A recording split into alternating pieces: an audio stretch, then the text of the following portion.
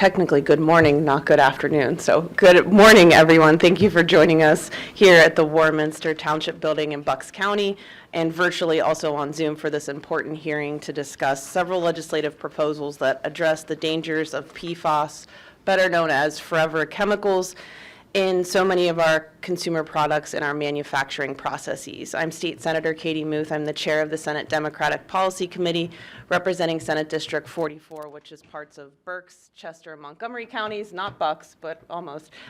Those three counties is where Senate District 44 is, and I'm honored to be co-hosting today's joint policy committee hearing with my House colleagues from the House Democratic Policy Committee, Representative Greg Scott to my left and Representative Brian Munroe to my right. We are in his district, so thank you for hosting us, and thank you to the township for allowing us to use this great space. And Senator Collette is also a co-host of this hearing, but she was unable to be here today. So today's hearing will feature two panels of discussion that will highlight public health impacts caused by PFAS and several policy solutions that would address how PFAS chemicals are used or what they're used in. We know that these are manufactured, man-made chemicals, and PFAS is just one of many, many types of this forever chemical. So for the sake of pronouncing many, many chemical names, which I'm not very good at, but certainly know the list, that we'll call all PFAS under that umbrella today. We know that these do not break down in our environment, meaning we can't get rid of them, and they also accumulate in our bodies, and we can't get rid of them. So hence their name, forever chemicals. And we know that research for decades has linked PFAS exposure in humans to cancer, immune system deficiencies, high cholesterol, low fertility, and even developmental issues in children and infants. And really the impacts of these chemicals is still an ongoing, this is what we know so far. You know, as science continues to evolve, we hope those, not just the harms are further documented, but also solutions. And the health impacts, we know, of PFAS are magnified because these chemicals accumulate in our food chains and persist indefinitely. We know there's a lot of states that are looking at legislation. The federal government at the EPA just set some standards which are somewhat slow to roll out. But some other states have taken some initiatives. I know there recently, I believe it was Washington State, just the governor signed a bill to ban the use of PFAS, and I think it's food wrappers. So we don't even think about where all these chemicals are located, and they pretty much are in our everyday products and 99% of the things that we use, if not more. I recently just subscribed for a PFAS-free toilet paper on Amazon Prime. Subscribe and save, you get a little discount, but again, had no idea that it is even in toilet paper. So I will turn it over to, for opening remarks, let me make sure I have my Representative Munroe for his opening remarks, and then I will read Senator Collette's and then Representative Scott. Thank you, Senator. Thank you, everybody, and just wanted to say thank you for being here today to discuss this very important issue. I want to thank Representative Scott, Senator Muth, Representative Sanchez for your coordination, support, and efforts. Welcome to Warminster. It's home to the creation of the steamboat engine. It's the beginnings of America's space program right here, and the most contaminated community of forever chemicals in the country. Contamination is a result of decades of de-icing chemicals used on the military base. This contamination did not become fully known to us until 2016, and at that time, I was actually newly elected in one of these seats that we're sitting at right now as a newly elected township supervisor. And as a new supervisor, I was brought up to speed on the contamination. I was shown a map of Warminster, and it was covered in red, yellow, and green dots. So if you looked at a map of the township, the bunch of red, obviously where the contamination was, then yellow surrounding that, and then green surrounding that, to show how the water was migrating. Under the prior leadership of the board, the Environmental Advisory Council had resigned in full as a result of a lack of buy-in from that board's leadership. Upon getting elected, I took the initiative to reconstitute the Environmental Board, and one of the first acts that they had done was blowing the whistle on the contamination here in Warminster. The impacts of these forever chemicals have been severe and long-lasting. We have lost access to our groundwater, and as a result, lost the investment in all of our water infrastructure. We pay higher water rates because of that contamination. Because the water is so contaminated, we literally have to have the water piped in from an outside community. Families in Warminster, Ivyland, and Warrington live with the knowledge that they were exposed to these chemicals for years, if not decades, and the uncertain medical impact on their lives. I can honestly say that almost every neighborhood that I've been in are convinced that there's cancer clusters in their own neighborhood. I would even point, in addition to my 2 prior diagnoses of cancer, I just found out recently 9 individuals in my 1/2 of my block have been recently diagnosed with cancer, 3 in the same household. A few years ago, my family was offered blood testing. My wife was tested and confirmed that her forever chemicals in her blood were high. I would also note that they would not test me, as I had been a firefighter. And it's a reminder that our firefighters have been exposed in addition to, obviously consuming the drinking water. My constituents know the dangers and the damages of PFOA, PFAS. They know why we need to be, They know that we need to be certain that these chemicals are removed from active use in our communities, and that we need to ban future use and future production of forever chemicals so that our communities and other communities don't suffer the same pain that we have lived in here. I strongly support Representative Scott's legislation, and I'm in the process of introducing legislation on banning the usage of manufacturing of firefighting foam, and I look forward to discussing this issue today. Thank you very much. Thank you, Representative Munroe, and I'm sitting here in shock listening to the end of your opening remarks about the testing piece, so I'd love to learn more about why firefighters, even though I know you're exposed, you'd think you could just have a baseline for that starting point, so as you continue being a firefighter, you could check to see if it's still going up. So very, yeah, I learned something new every day in this job. I'm going to read Senator Collette's opening remarks before Representative Scott goes, and then if you want to say anything to Representative Sanchez, you're more than welcome to. This is on behalf of Senator Collette. Thank you, Chairwoman Muth and Chairman Bizzarro, for organizing and hosting this joint policy committee hearing. Though I'm unable to join you all today, there is no question for those of us here in Southeast Pennsylvania that upholding our constitutional right to clean air and water requires the vigilance and persistence of everyone in our community all of the time. Prior to redistricting, I had the privilege of representing Warminster Township, where we are gathered here today. And when I first ran for office in 2018, I knocked on the doors of my neighbors. PFAS contamination was the #1 issue I heard about. Warminster and the neighboring communities surrounding the Biddle Air Base have been some of the highest levels of PFAS concentration in the entire nation. We know all too well that sustained and long-term exposure to these forever chemicals can lead to higher cholesterol levels, damaged livers, lower birth weights, preeclampsia, kidney and testicular cancers, and more.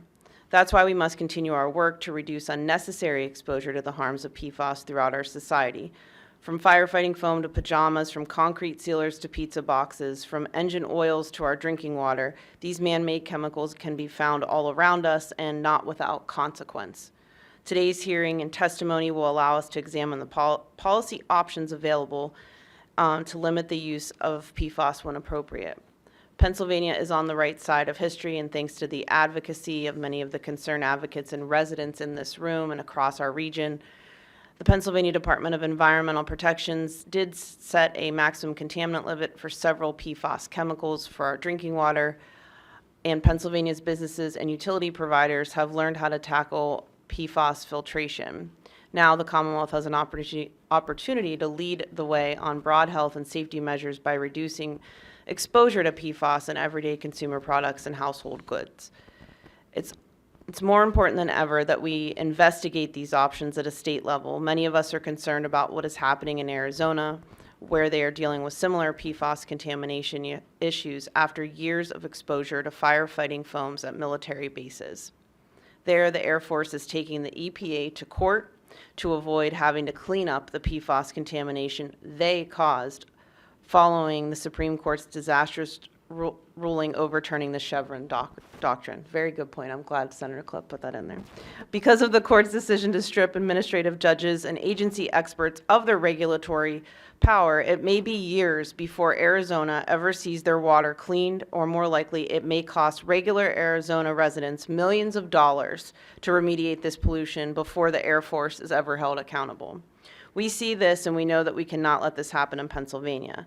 We must be prepared to bring our polluters to justice, and that's why I've co-sponsored legislation with Bucks County Senator Steve Sanacero to provide the Attorney General jurisdiction to initiate charges against polluters for environmental crimes, instead of having to wait for referral from county DAs for that type of investigation.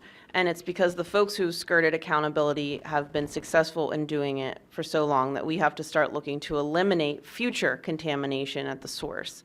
We must guard against this unbridled and activist Supreme Court by looking out for our fellow Pennsylvanians and addressing PFAS at the state level. I'm hopeful that today's hearing will begin to shed light on the options available to us. And while I regret I cannot be with you, staff from my office is here. Tom, thank you for coming, and will be available to connect with anyone interested in working with us to protect and uphold all of our constitutional rights. So that was from Senator Collette, and now go ahead, Representative Scott. Well, good morning, everybody. Thank you for being here today for this critical joint Democratic Policy Committee hearing on the harms of forever chemicals. My name is Representative Greg Scott, and I represent the communities of Norristown, Conshohocken, and Plymouth Township in Montgomery County. And I'd like to also thank our House Democratic Policy Chair, Ryan Bizzarro, in his absence. And I'm honored to join Senator Katie Muth, and thankful that she decided to co-host this with us and my colleagues, Representative Brian Munroe, for the work that we're doing here on PFAS, as well as Representative Sanchez. Today we are here to address a pressing issue that affects the health and safety of all Pennsylvanians, PFAS. Back when I was 16, I joined our local fire department, and the leading cause of death, one of the first classes they tell you of firefighters, is cardiac arrest, cardiac disease. Now, young men and women across the Commonwealth of Pennsylvania, when they sign up to become a volunteer firefighter in the Commonwealth of Pennsylvania, they tell them the leading cause of death amongst firefighters is cancer, principally cancer caused by toxins, cancer-causing toxins, such as those created by PFAS. And I bring that story up to illustrate that we've had several firefighters that have had cancer, some of it linked back to carcinogens noted to be connected to PFAS. And now, because PFAS is almost in all of our consumer products, it's not just in the homes that we're burning. Back in the day when they built homes, you could find a home without any of this stuff. Now everything is manufactured and it's laced from the carpet to the furniture that you're on to the baby carriage that your child is sleeping on, all has this cancer-causing PFAS in it. And recently, when I started in the legislature, we started working on a project to bring menstrual health products to young women who were not going to school, who shared with me they weren't going to school because they couldn't afford menstrual products. We got the menstrual products in the schools, and now some of them, people reached out to me, a woman reached out to me from out of state and said that she got cervical cancer, and notably, they can't detect why she got it or how she got it, but she believes it was from the menstrual products that she was using, because the products that are in the menstrual products. So this is in everything. PFAS are a group of over 9,000 human-made, this was a human-made problem, forever chemicals that are renowned for their ability to repel dirt, water, and grease, making them prevalent in a wide range of products. However, their durability comes at a very, very steep cost. They persist and do not break down in the environment, which poses serious environmental and health risks. Scientific research has consistently shown that exposure to PFAS can lead to severe health issues, including reproductive harm, developmental delays in children, and disruptions in hormonal functions. These risks demand our immediate attention and action. We are committed, those of us up on this table, as well as some of our colleagues in our caucuses, to create and examining legislation that seeks to ban the intentional use of PFAS in industrial applications while making necessary exceptions for essential uses as defined by the Department of Health and the Department of Environmental Protection. But our goal here today is to hear from experts and advocates to ensure that we craft the most effective policies to protect our communities. So I'd like to thank in advance all of our testifiers and thank you for your participation, whether you're here virtually or physically. And I look forward to a productive discussion that will pave the way for meaningful change. And with that, Madam Chairwoman, I'll turn it back over to you. Thank you very much. Do you want to say anything? Go for it. Just to briefly say good morning, and I wanted to express my appreciation to my colleagues as well, Senator Muth, Representative Scott, and Munroe, for hosting this important policy hearing. I represent the communities of Abington, Upper Dublin, and the borough of Rockledge, which are all also affected by PFAS contamination emanating from the same sources. So it's been at the top of our radar for many years, addressing the contamination in the aquifer and drinking water, and it's a serious problem that can't get enough attention. So I really commend you all for keeping this elevated to the top of the news cycle. It's it's not a problem that's going to go away without our intervention, and I know we've all been working hard on that, and I look forward to those continued efforts and also to learning more from our esteemed panel who there's always something new to learn on the topic because it's very complex. So thank you. Thank you, Representative Sanchez. I will go through a quick housekeeping shtick here. Each panelist, we have two sets of panelists today. We have two panels today. Each testifier will keep their testimony to 5 to 7 minutes. If you submitted the written, we all have it in front of us. It's also online at senatormuth.com/policy, as well as on the House Democratic Policy page. So if someone is not here today or listening in real time, all of that information is available to you. So it's easily accessible. There's also a space where you can click and provide input if you yourself want to put in something that has happened to you or you have input on any of the policy things that we cover. After each of our panelists are done, we'll do a Q&A. So we have one testifier for panel 1, and then we have several in panel 2. So everyone will give their verbal testimony, and then we'll open it up to Q&A from the members participating and any that jump on Zoom as well during this time. So our first our first testifier is Dr. Thomas Zeller from the University of Massachusetts, and he is going to discuss the health effects of PFAS and forever chemicals, and he is participating virtually. So thank you very much, Dr. Zeller, for joining us today, and the floor is all yours. Well, good morning, and thank you, Senators Muth and Collette, Representative Scott, and Munroe, and members of the Joint Policy Committee for giving me this opportunity to speak. My name is Tom Zeller. I'm an emeritus professor of biology at the University of Massachusetts Amherst and a visiting professor in the School of Science and Technology at the University of Örebro in Sweden. I trained in the field of neuroendocrinology, the study of how the brain controls hormone systems with a specific focus on the role of thyroid hormone in brain development. And in the mid-90s, for reasons that I never really understood, I was invited to be a member of the US EPA's Endocrine Disruptors Screening and Testing Advisory Committee, where I became interested in the way that manufactured chemicals can interfere in very sophisticated ways with hormone systems and how regulatory agencies worldwide go about assembling and interpreting scientific evidence to determine what's safe for the human population. Since then, I've been actively involved in this field.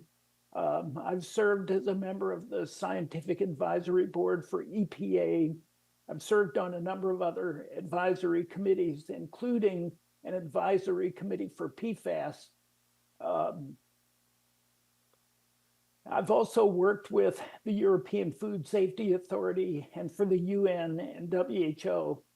I was co-chair of the Endocrine Disruptor Task Force for the Endocrine Society, a clinical and research society of over 18,000 members in 120 countries who care for people with endocrine diseases, including cancer, and who acquire new knowledge about how hormones work and what they do. And given my experience over this time, I strongly support a legislative approach to limit human exposures to PFAS, as well as other toxic chemicals, including that represented by House Bill 2238. And there are several reasons for this. The initial comments have actually done a good job of pretty much paraphrasing what I was going to say. PFAS are toxic, they're immunotoxic. They do affect the thyroid system in complex ways that we may not fully understand, but we know that thyroid hormone is critical for brain development in the fetus and in the neonate. And in fact, every baby born in this country is evaluated for thyroid function at birth because of how important it is.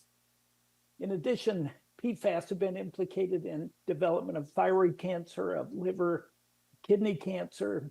It's been implicated in low birth weight in very large epidemiological studies, and several large systematic analyses of the scientific literature highlight the importance of PFAS and all these health outcomes. We know also that they don't break down in the environment and they bioaccumulate. So they're not going to go away fast. PFAS are not alone either. And there are a number of studies that are demonstrating that it's the mixture of PFAS that's important, as well as PFAS in combination with other chemicals that we're exposed to. A problem is that regulatory agencies like to look at chemicals, one chemical at a time. And of course, humans are not exposed to one chemical at a time. There are a number of complexities about that we could talk about later. So I think that the only way to address this is to turn off the tap. The only way, I think, to protect Americans from the harm of PFAS is to reduce exposure. And this can only be done now by a legislative approach that severely limits their use. An ancillary issue here is whether it's reasonable to view the hazard of PFAS chemicals as a class based on data obtained from a relative few. There are literally thousands of different PFAS chemicals. And my answer to that is absolutely yes. This strategy of releasing chemicals into the environment and waiting for data to prove harm in the human population is what has led to a situation today where industry itself has become a major vector for modern disease. We have to keep that in mind. Given the vagaries of risk assessment itself, the scientific approach of risk assessment, and the clear evidence that PFAS are toxic, it's really important to turn off the tap. And the only way to do this is a legislative approach. Thank you. Thank you very much, Dr. Zeller. I will start with Representative Munroe for the first question. All right, well, thank you. I think my first one kind of goes, as I started with my opening statement, I talk to a lot of people in this community. I'm out at the doors every day. And not a day goes by when people are saying to me, like, listen, I feel like there's a cancer cluster in my neighborhood. Obviously, you never know exactly what was the cause of that cancer. I've had cancer twice myself. Can this cause cancer? Yes, I think that's absolutely true. And I think rather than think about this kind of cause and effect relationship, one of the things I think about a lot is cigarettes. Everybody agrees that cigarettes increases the risk of cancer, but not everybody who smokes gets cancer, and not everybody who gets cancer smoked. And the same is true here. For reasons that we don't understand, some people are more susceptible to certain kinds of carcinogens. Now, the link between PFAS and various cancers, including thyroid cancer, liver, kidney, testicular, these are sophisticated and large epidemiological studies. I think oftentimes people have the idea that epidemiology can look for associations, but not causation. I think that's becoming less and less true because of the way modern epidemiology works and the sophistication that people have now in terms of identifying both chemicals of concern, but all the other kinds of chemicals that are present. So I do think that there's sufficient evidence to make the case that PFAS increase the risk of cancer, period.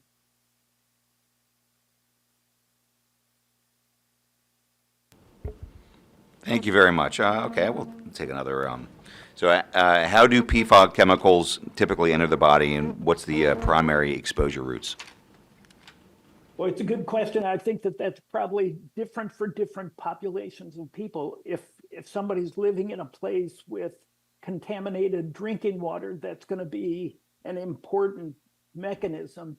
On the other hand, food and food packaging is also going to be a huge part of that.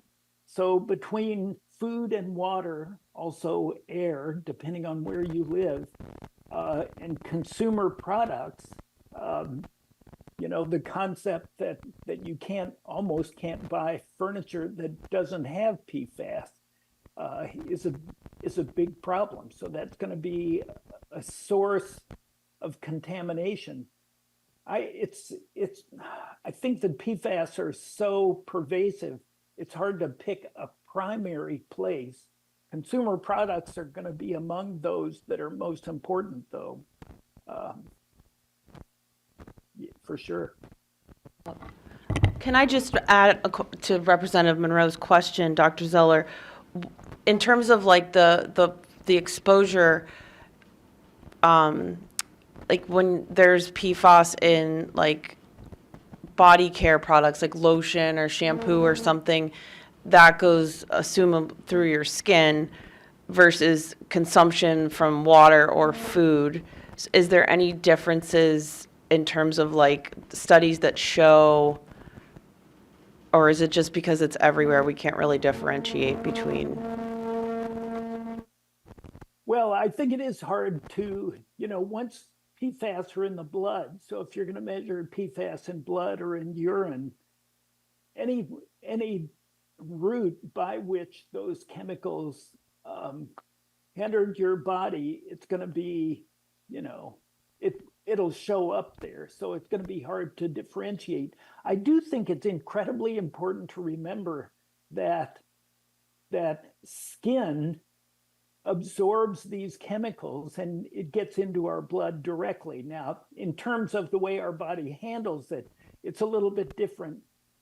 Dermal exposure is a little bit different, or even inhalation exposure is different from food to some extent. But because PFAS are not being broken down even in the body, and because their half-life is measured in terms of years, not minutes or weeks, this concept of skin as a route by which we become contaminated is extremely important. In fact, there are drugs, for example, testosterone can be given as a cream that you put on, you dose your hand, you rub it in, and that's how it gets into your system. So it's very clear that skin is a major route of exposure. And Dr. Zeller, because we have two volunteer firefighters here sitting with us, is it, when you talked about the chemicals reacting with other chemicals, either other forms of PFAS or PFAS plus another chemical, do you see, or is there research showing for those that do have direct inhalation of these forever chemicals, like what are the other chemicals, do we know, that are more harmful when combined, or like what's the lethal cocktail, so to speak? Because when you're a firefighter, you show up you don't always even know. You're just there to put out a fire. And you just had a really good point about furniture, and you mentioned it, Representative Scott, in your opening remarks, what we build with today. And if a home catches on fire, it is just literally like a burning pile of PFAS. Not to mention many firefighter uniforms are made with PFAS that you're cooking in. So I don't know if you have any like examples of like a chemical combo that makes it more harmful than it is on its own. Well, one of the things that I think about first is that most houses today are built with PVC pipes. As PVC burns, it produces dioxin. The combination of dioxins with PFAS is going to be extremely potent. Dioxin is one of the most potent chemicals in producing cancer, but that combination, to me, is something that is going to be really important. Once a home begins to burn, you're going to create a lot of chemicals that weren't there beforehand. That's what heat does. So I don't think that we can really identify all the specific chemicals that are going to be produced there, but that's going to be a big problem, and PFAS are going to be important in health consequences for firefighters. 100% agree. And we were talking earlier about how a lot of building materials are made of PVC and vinyl, and then obviously contain PFAS. So what you just described with the dioxins, it's, it is alarming. Go ahead, Representative Scott. Thank you so much, Doctor, for your testimony this morning. I just have a question about the major gaps in current research on PFAS and the health effects on them, and where should future studies focus to improve public health outcomes? If you have any commentary on that, I'd be interested to hear it. Well, it's a good question. So I consider myself first and foremost a researcher. I first started a lab in 1988, and I finished in 2019. And during that time, I was continuously funded by NIH, NSF, EPA, other kind of agencies, both private and public. When it comes to this kind of situation, though, I don't think we're going to learn anything new about the health consequences of PFAS that will help mitigate the effects. I think what we really need to do is figure out both how to limit exposure and how to mitigate the contamination that we see today. Mitigate in a way that destroys PFAS rather than just move it to a different place. I think that there's research in those areas. There's almost daily papers that are being published, and big papers that have large epidemiological populations that they're studying, that we're learning more and more about the health consequences. But I don't really see how that's going to help us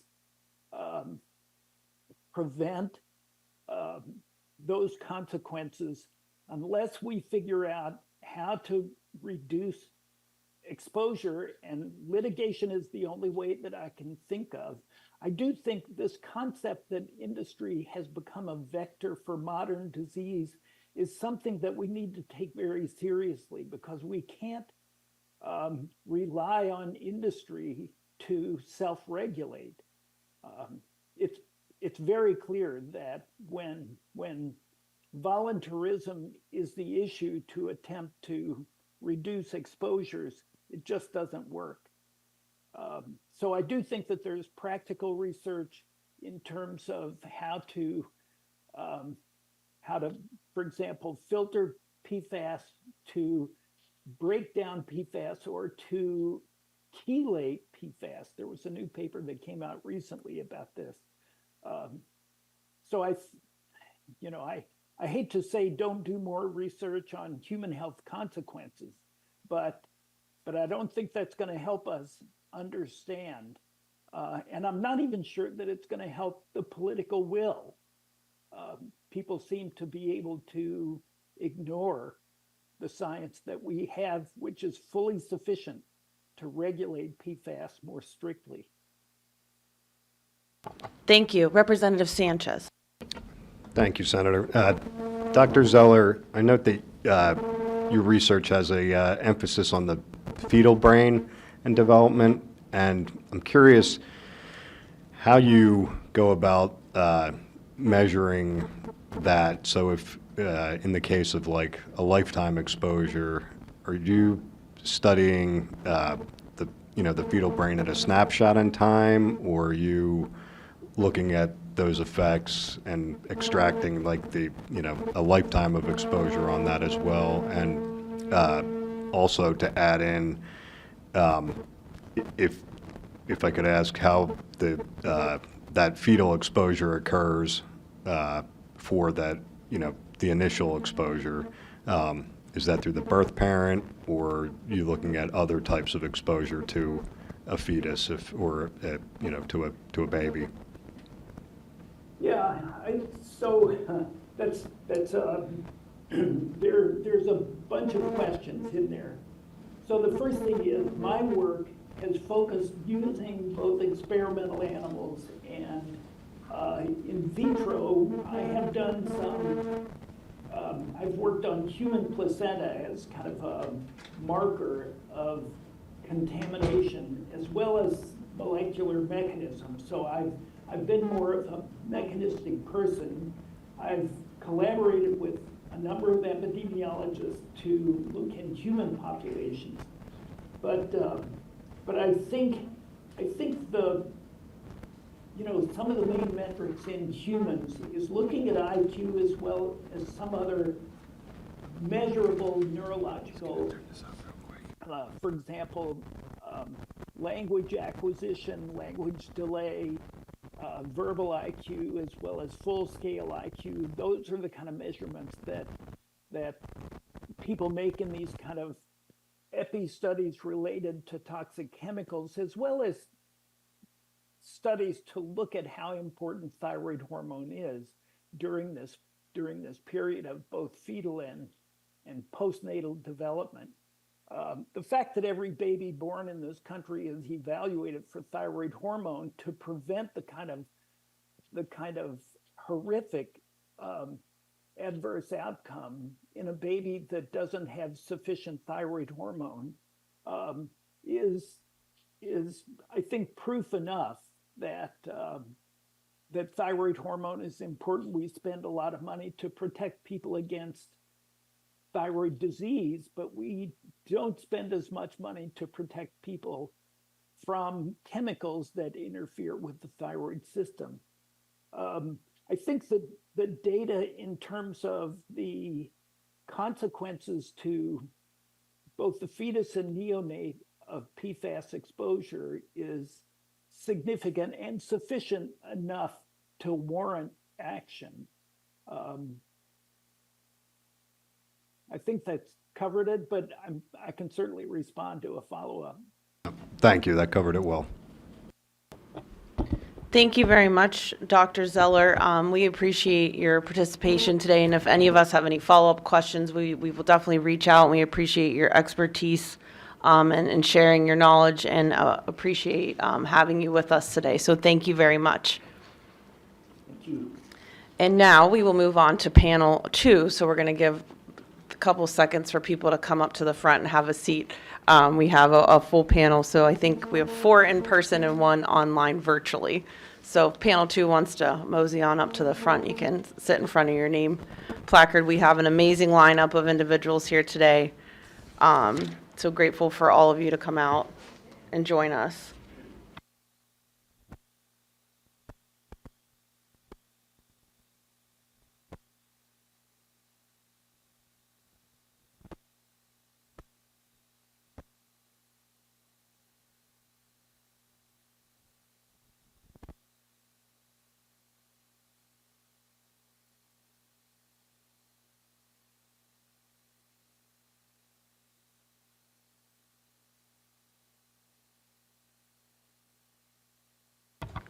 Thank you all. Thank you all for being with us today.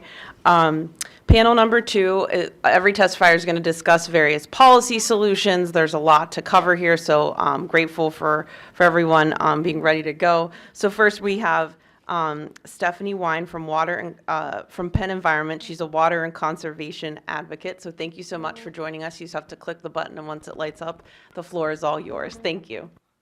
Thank you so much for having me. My name is Stephanie Wine, and I'm the Clean Water and Conservation Advocate at Penn Environment, which is a statewide, citizens-based environmental nonprofit. We work to protect clean air, clean water, and Pennsylvania's natural heritage all across the Commonwealth.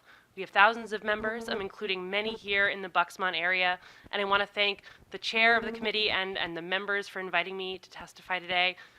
The problems with PFAS, known as forever chemicals, are well established, but our laws are very slow to catch up. I'm going to focus specifically on the consumer product piece of this that the doctor mentioned. PFAS are called forever chemicals because they're nearly indestructible, because they build up in our bodies and our environment over time, and are, as he mentioned, so ubiquitous now that nearly every American has these chemicals in their body, and PFAS exposure, even in these small amounts over time, causes significant health impacts. And we've heard a lot in this region, especially in the last few years, about PFAS in our drinking water. And while PFAS in our water is undoubtedly a huge problem, many Americans don't realize that a major source of PFAS exposure is actually in the products we use. In food packaging, in our clothing, carpets and furniture, in personal care products and cosmetics, and so much more. I'm going to lay out a few examples of the places that we find PFAS and the clear solution that exists. PFAS is present in cookware, like nonstick pans that are made with chemical coatings like Teflon. When heated, these coatings can release PFAS into our food and volatilize it into the air in our kitchens. These chemicals are often even included in many pans labeled as non-toxic, which is a marketing phrase that isn't regulated, and so it provides no guarantee to the consumer that what they're buying is PFAS-free.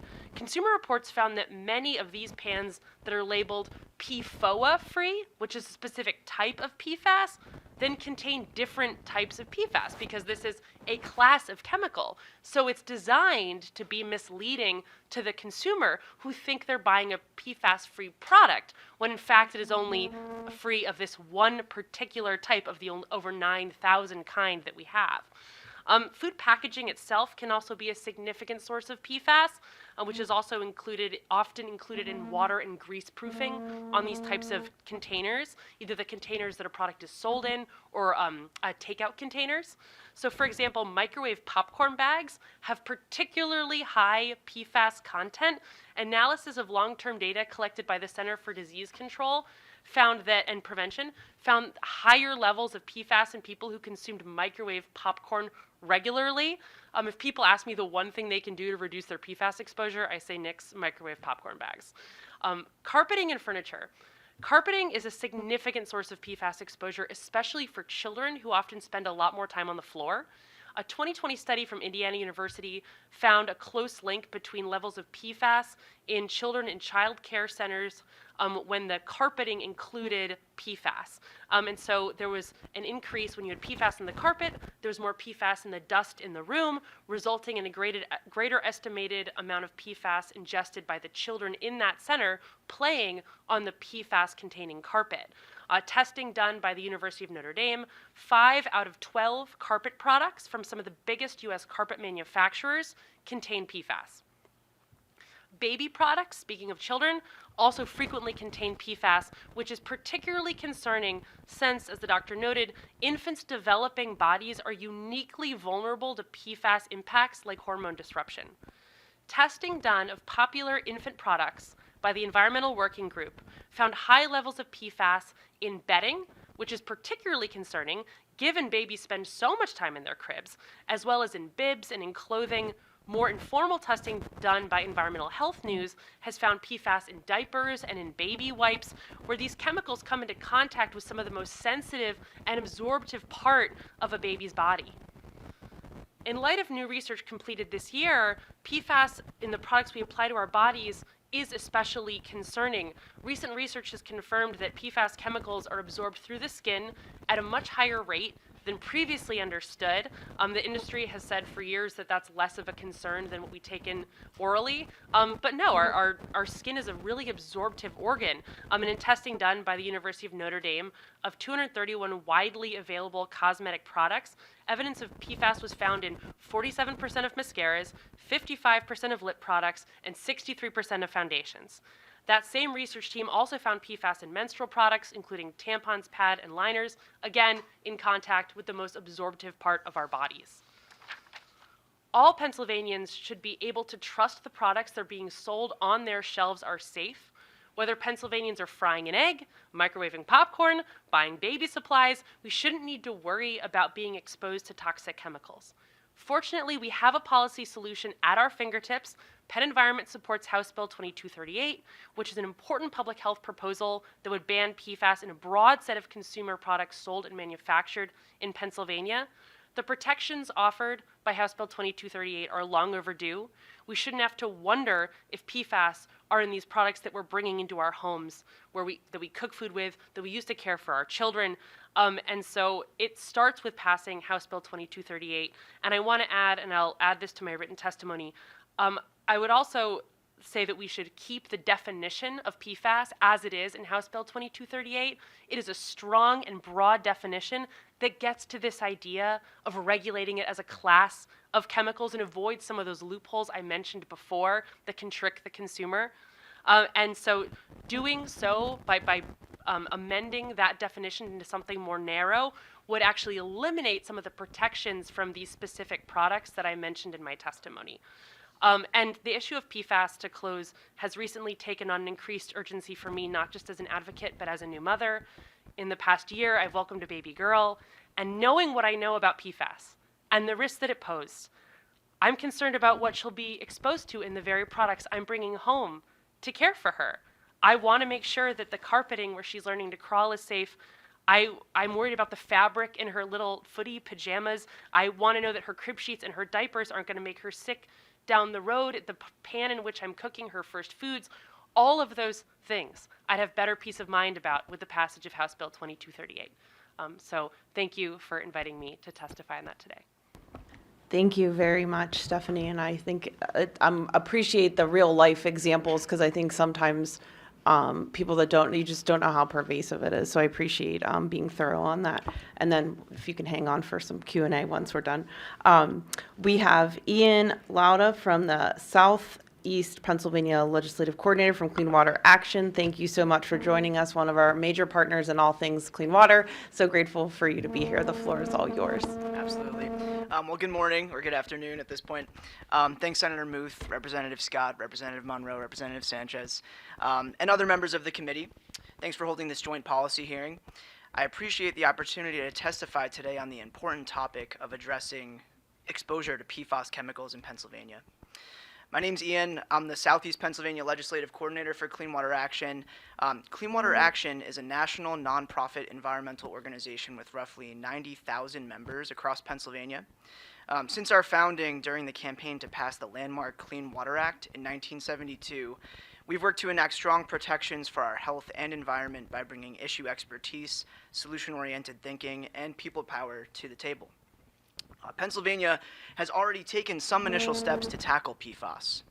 Last year, Pennsylvania Attorney General Michelle Henry filed a complaint in Pennsylvania Commonwealth Court against DuPont, Chemours, and Corteva for being in violation of Pennsylvania's consumer protection law due to contamination that resulted from them intentionally adding PFAS to their products, which ultimately denies residents of their environmental rights under the Pennsylvania Constitution, Article 1, Section 27. Last year also marked Pennsylvania setting for the first time ever in its history a state drinking water maximum contamination limit for the most common constituents of these toxic chemicals. But given PFAS's pervasiveness in our environment, we must build upon these efforts and tackle other sources of exposure. One area that merits focus is firefighting in Pennsylvania. Firefighters face occupational hazards on a daily basis as they respond to calls to control and extinguish fires that threaten life and property, as well as to rescue persons from confinement or dangerous situations. But the hazards they face extend beyond the nature of these calls and to the equipment they use in response to them. That's because this equipment often contains PFAS. The Pennsylvania Department of Environmental Protection has identified 39 sites across 19 counties that have been contaminated by PFAS. The biggest cause of contamination among these sites has been from the use of PFAS-based Class B firefighting foams, also known as aqueous film forming foam. PFAS Class B firefighting foams have been used since the 1970s for vapor suppression, firefighting, and firefighting training at military bases, airports, storage tanks, petroleum and chemical operations, rail transportation, and some power generating facilities. PFAS chemicals are used in these foam products because of their ability to produce a fast-spreading foam. However, efforts are underway all over the world to move away from this toxic product, which increases the potential of our firefighters to develop dangerous health conditions like cancer. The U.S. Department of Defense stopped purchasing PFAS-containing firefighting foam last year and will phase out its use entirely by the end of this year. The Federal Aviation Administration also recently authorized airports to use firefighting foam that does not contain PFAS. Policies banning Class B firefighting foam from containing PFAS have passed 15 states, and the International Association of Firefighters has also been supportive of action along these lines at the federal level. PFAS-free firefighting foams have already been put to use extinguishing jet fuel blazes at major international airports. This includes Australia's Sydney Airport, Dubai International in the United Arab Emirates, and United Kingdom's London Heathrow Airport. Domestically, New York State Fire has tested 2 PFAS-free foams that they found to be effective for fighting Class B fires. But there are numerous other Class B products available that are also Green Screen certified. Green Screen is the first eco-label for firefighting foam on the market and was launched to give manufacturers and users more information to choose more preferable products. The standard was developed in collaboration with a review team of leading manufacturers, scientists, government experts, and NGOs on the topic of PFAS-free foam. We must be cautious pursuing well-intentioned efforts to address this issue that in reality only limit rather than end the use of PFAS-laden foam while allowing for its continued manufacture and sale. These efforts fail Pennsylvania's communities and firefighters by continuing to put them at potential risk of exposure and contamination. Firefighters also face additional risk just by gearing up. A study led by Graham Peasley, professor of physics at University of Notre Dame, found that fabric used for firefighter turnout gear tested positive for the presence of PFAS. Peasley's team tested more than 30 samples of used and unused personal protective equipment from 6 specialty textile manufacturers in the United States and found high concentrations of fluorine on the moisture barrier and outer shell. The study found that some of these chemicals have the ability to migrate off treated surfaces and materials, meaning that PFAS in the moisture barrier and outer shell could potentially contaminate the thermal layer and come in direct contact with the skin. So, if firefighters touch the gear and then eat without washing their hands, it could be transferred hand to mouth. If they sweat while wearing the gear during a call, it could probably come off of the thermal layer and into their pores and be absorbed through the skin. In 2021, International Association of Firefighters decided to no longer accept sponsorships or advertising from the chemical industry and to oppose PFAS in turnout gear. In 2023, the union announced it had retained 3 nationally recognized tort law firms to assist the union in its effort to end firefighter cancer and remove PFAS from use in the fire service. A nationwide trial of the effectiveness of PFAS-free gear, orchestrated by the International Association of Firefighters, is currently underway. These circumstances are why Clean Water Action supports legislation like HB 1541 and HB 1571. We see these bills as complementary to each other. HB 1541 has a phase-in timeline for requiring the use of PFAS-free firefighting gear, and that should not only give the needed science and manufacturing time to catch up, but also result in companies across the Commonwealth having more options and time to transition. A similar ban passed in Massachusetts and is currently being considered in California. As we wait for the ban to take effect, HB 1571's requirement of a warning label on PFAS-laden gear will arm firefighters in the short term with the knowledge they need to understand their exposure risks and take what precautions they can to limit the exposure. Every day, our firefighters put their lives on the line to protect us and our communities, and we should be honoring that service by doing everything under our control to protect them. Thank you for your time today. Thank you very much, Ian, for your testimony. And now we have Gretchen Salter, who is from Safer States. She's the strategic advisor, and she's participating virtually on Zoom. Gretchen, thank you for being with us. The floor is all yours. Thank you so much, and I really appreciate you letting me testify virtually today. As you said, my name is Gretchen Salter. I'm the strategic advisor with Safer States. Safer States is a national alliance of environmental health organizations seeking government and corporate action that will lead to safer chemicals and materials. Thank you so much for your invitation today, and thank you so much for the work that you are doing to eliminate PFAS from the environment and products. Excuse me. Safer States has been tracking PFAS legislation in states since 2018, and we've worked with advocates and legislators across the country to ensure that policy addressing PFAS contamination is based in science and protective of public health. In my role at Safer States, I have testified before several states, including Maine, New Jersey, Minnesota, and Colorado, on PFAS policy. I have learned a lot from these hearings, and I hope I can provide answers to questions that usually arise, particularly questions that stem from arguments you may have heard from special interests that oppose PFAS regulation. Make no mistake, all PFAS are toxic. The key trait that all PFAS share is the bond that is formed between carbon and fluorine. This bond is the strongest bond in organic chemistry, and it's what makes these chemicals persist in the environment. PFAS are known as forever chemicals because of this bond, and while some PFAS can degrade often into other PFAS, they never disappear from our water, from our air, from our soil, or from our bodies. And given the work that I have done over the past 7 years, I can predict some of the arguments that the makers and users of PFAS are going to use to convince you that they should be allowed to continue to use these harmful chemicals. So I'm going to take these arguments one at a time and expose them for what they really are, which is just myths. So first, my guess is that many in this committee or on this call have heard or will soon hear that the definition of PFAS needs to exclude certain types of PFAS, including polymers or fluorinated gases. You may have been told that states are starting to adopt this definition and that the US EPA uses a definition exempting polymers and gases. But these arguments are designed to confuse the issue and confuse anyone who may not have a degree in chemistry, like me. There are several reasons why the definition of PFAS should remain the way it is in HB 2238.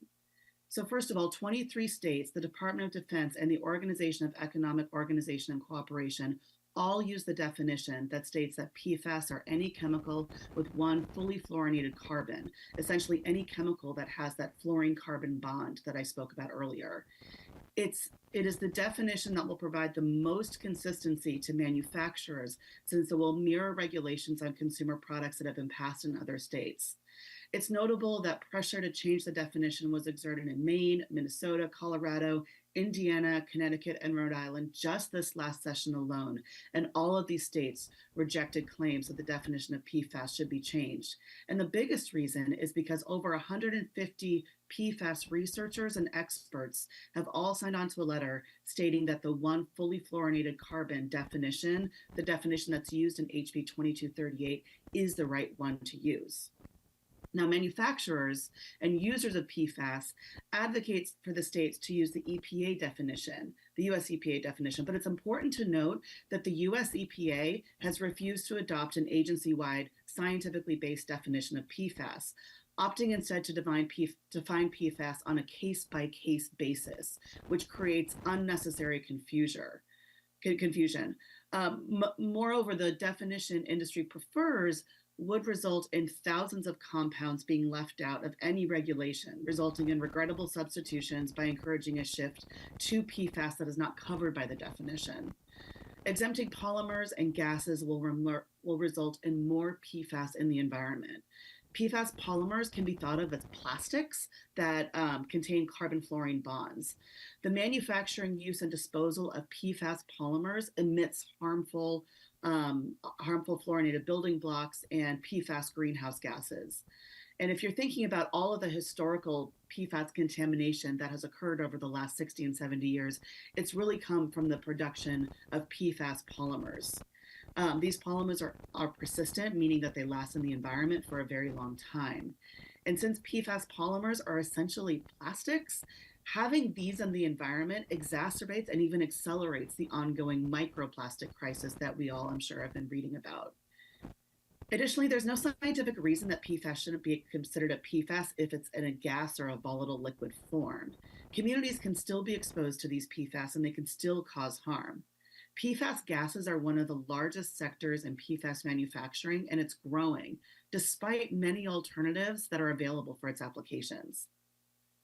So speaking of gases, another myth that this committee may hear is that certain PFAS are needed to meet climate goals and that these uses should be permanently exempted from any regulation or law. The notion that PFAS are the only way to meet our climate challenges is patently false and a dishonest attempt to convince those who are committed to confronting the climate crisis that they have to trade public health for the environment. This message cynically assumes the necessity of using toxic chemicals while ignoring the availability to develop safer alternatives. For example, due to pressure from firefighters and state and federal lawmakers, PFAS-free firefighting foams as well as PFAS-free firefighter turnout gear are both available and able to meet performance criteria. And we're also starting to see PFAS alternatives in the semiconductor industry, which incidentally is saving manufacturers money. If certain industries are preemptively excluded from any PFAS regulation due to their quote-unquote necessity for use, it removes the motivation to innovate in these sectors. The beauty of a bill like HB 2238 is that it allows for state agencies to give time-limited exemptions to those industries whose use of PFAS is necessary for health, safety, or the functioning of society, while also encouraging the development of safer alternatives. If certain industries are exempted forever, that incentive to find safer alternatives will be gone, and communities in Pennsylvania will continue to be exposed unnecessarily to PFAS. The final myth I will address is that the essential uses framework, such as the one proposed in HB 2238, is unworkable, and that the states who are abandoning it or are, quote, a mess. And again, these claims have no basis in fact. Pennsylvania is already spending a huge amount of taxpayer dollars to clean up and remediate PFAS contamination in the state. Policies and investments that incentivize the drive for safer alternatives to PFAS will ultimately save the state money, not to mention protect the health of millions of its residents. Finally, any claim that the state of Maine found this framework unworkable or unimplementable is misleading. While Maine did make some changes to their law, which is very similar to the one being proposed in HB 2238, the main reason for the change was due to the state having a very small department and not allocating additional resources for implementation. Maine reiterated its commitment to eliminating PFAS, and while a few industries were exempted for political reasons, it should be noted that Minnesota, which has a very similar law to the one that is being proposed in HB 2238, did not take any of these exemptions when pressured. Indeed, the Minnesota Pollution Control Agency, which is charged with implementing its PFAS laws, was allocated sufficient resources and staff to implement their law, and the implementation process in Minnesota has been going very smoothly.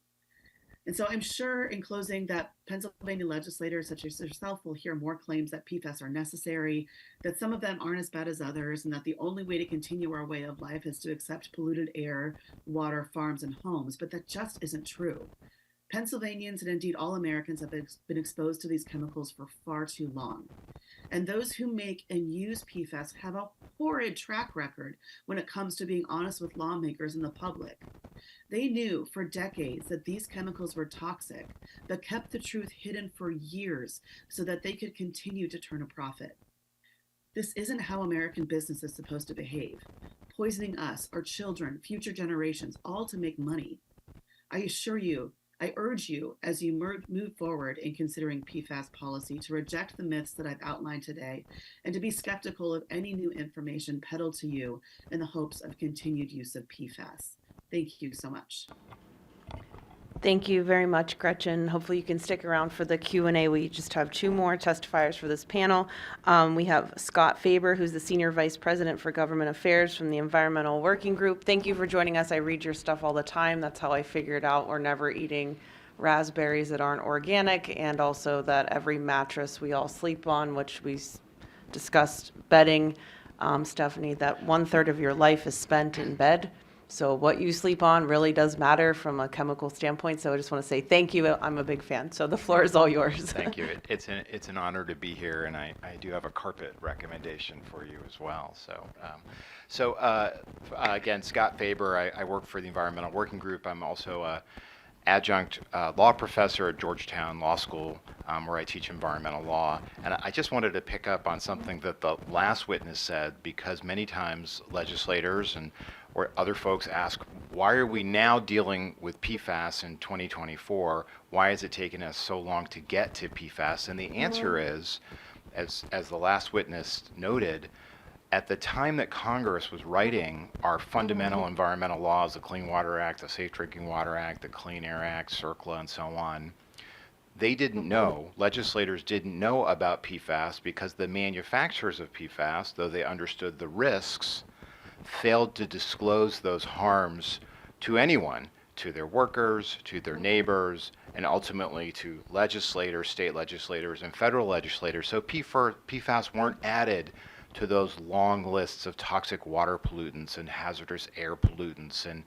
and hazardous substances that you will find in our now 50-year-old environmental laws. So we're all playing catch up in part because of the failure, the intentional failure by the big manufacturers of these chemicals to hide these risks from all of us, especially their workers and neighbors. So I just, and as a result of that long history of duplicity, many of us, especially firefighters, now have too much PFAS in our blood. 9% of us have levels of PFAS that are so high in our blood that we should be getting tested for kidney or testicular cancer. Only 2% of us have levels in our blood that are so low that the typical standard of care is recommended by the experts at the National Academy of Sciences. So I just wanted to, didn't plan to mention that, but I just wanted to share a little bit of that history, because I know you're all wondering, why is this now my problem to solve? Why weren't we addressing PFAS 50 years ago when we were addressing PCBs and dioxins and the other toxic chemicals that we always hear so much about? And I also just wanted to pick up on a few things that another witness mentioned, which is that we don't need PFAS to make the products we bring into our homes. We don't need PFAS to make our cosmetics waterproof, or to make our dental floss glide, or to make our floors clean. We don't need it to make our carpets and couches stain resistant. We don't need it to make our clothes waterproof. And we know that because hundreds of companies, including Shaw, the carpet company, is already making these items without PFAS. We know that we don't need to use PFAS to make these everyday products we bring into our homes and businesses and places of worship, because they're already available in the marketplace, and thousands of other companies are racing to eliminate PFAS from their products. But as Professor Zoller said, they're not doing it voluntarily because it's the right thing to do. They're doing it because states like yours have taken action to ban PFAS from these categories. So many states have already taken action to ban PFAS from food packaging, from cosmetics, from cleaning products, from textiles. 2 states have now moved to address PFAS in firefighting gear. Even the Congress, which is usually the last to act, has taken action to prohibit the use of PFAS in firefighting foam used by the Defense Department, and to prohibit, starting in 2026, the use of PFAS, the purchase of firefighting gear made with PFAS. And the example of what happened with Congress and firefighters is especially educational. Because at the time, I was lucky enough to work with IAFF and Diane Cotter, who you may know, to try to persuade Congress to end the use of PFAS in firefighting gear, and then later to end the use of PFAS, in firefighting foam, and then later in firefighting gear. And at the time, the manufacturer said it couldn't be done. We couldn't produce a firefighting foam that was as effective as AFFF.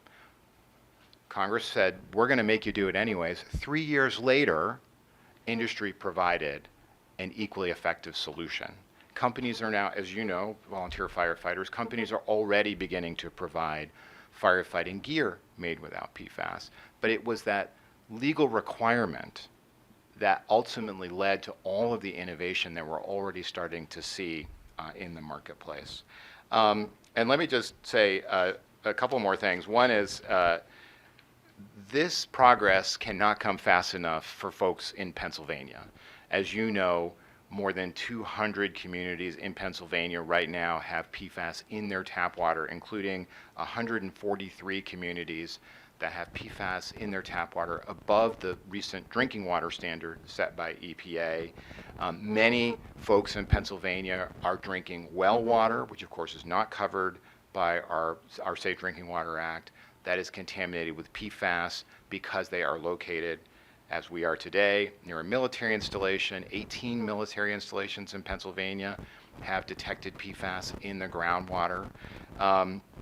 There are more than 1,300 companies that are likely using, and I can say more about what we know and don't know, and likely discharging PFAS into the air and water.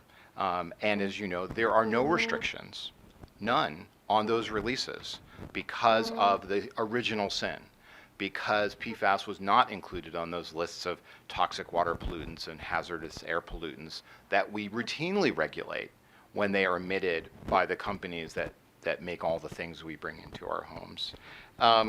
So while the drinking water standard is wonderful news and important progress, much more needs to be done if we want to reduce the number of Pennsylvania residents with too much PFAS in their blood.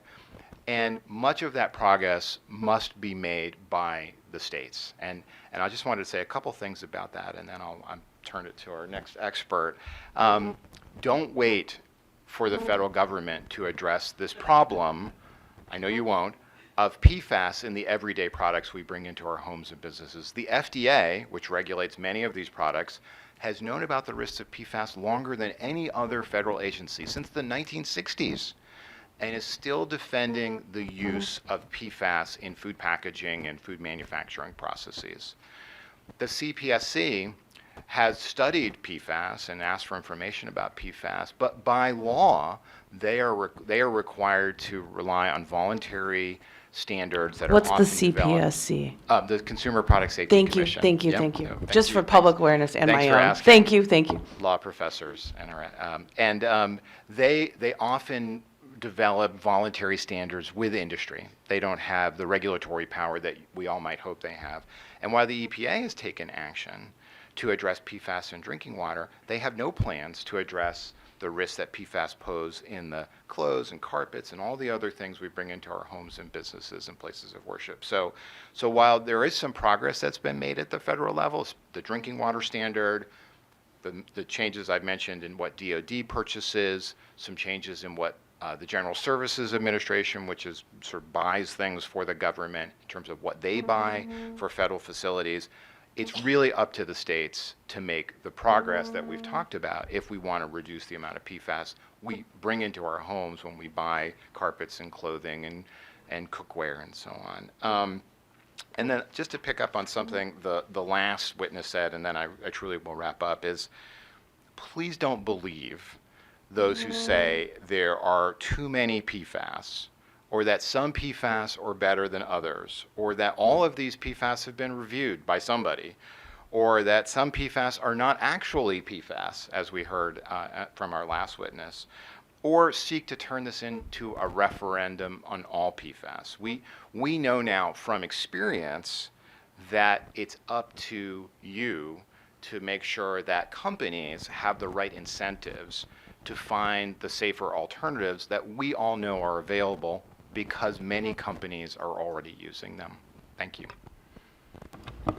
Thank you very much. I'm like feverishly jotting down my questions for follow-up. So last but certainly not least, one of my favorite people to ask advice for on all things related to water, Tracy Carluccio from the Delaware Riverkeeper Network. I've been thinking of you recently, so I owe you a phone call, separate topic, but the floor is all yours. Thank you. Thank you. Thank you, Senator and Chair Katie Muth, Senator Maria Coletti, and Representative Greg Scott, Representative Brian Munroe, and Representative Sanchez. Thank you for holding this hearing today on legislation that would ban the intentional use of PFAS.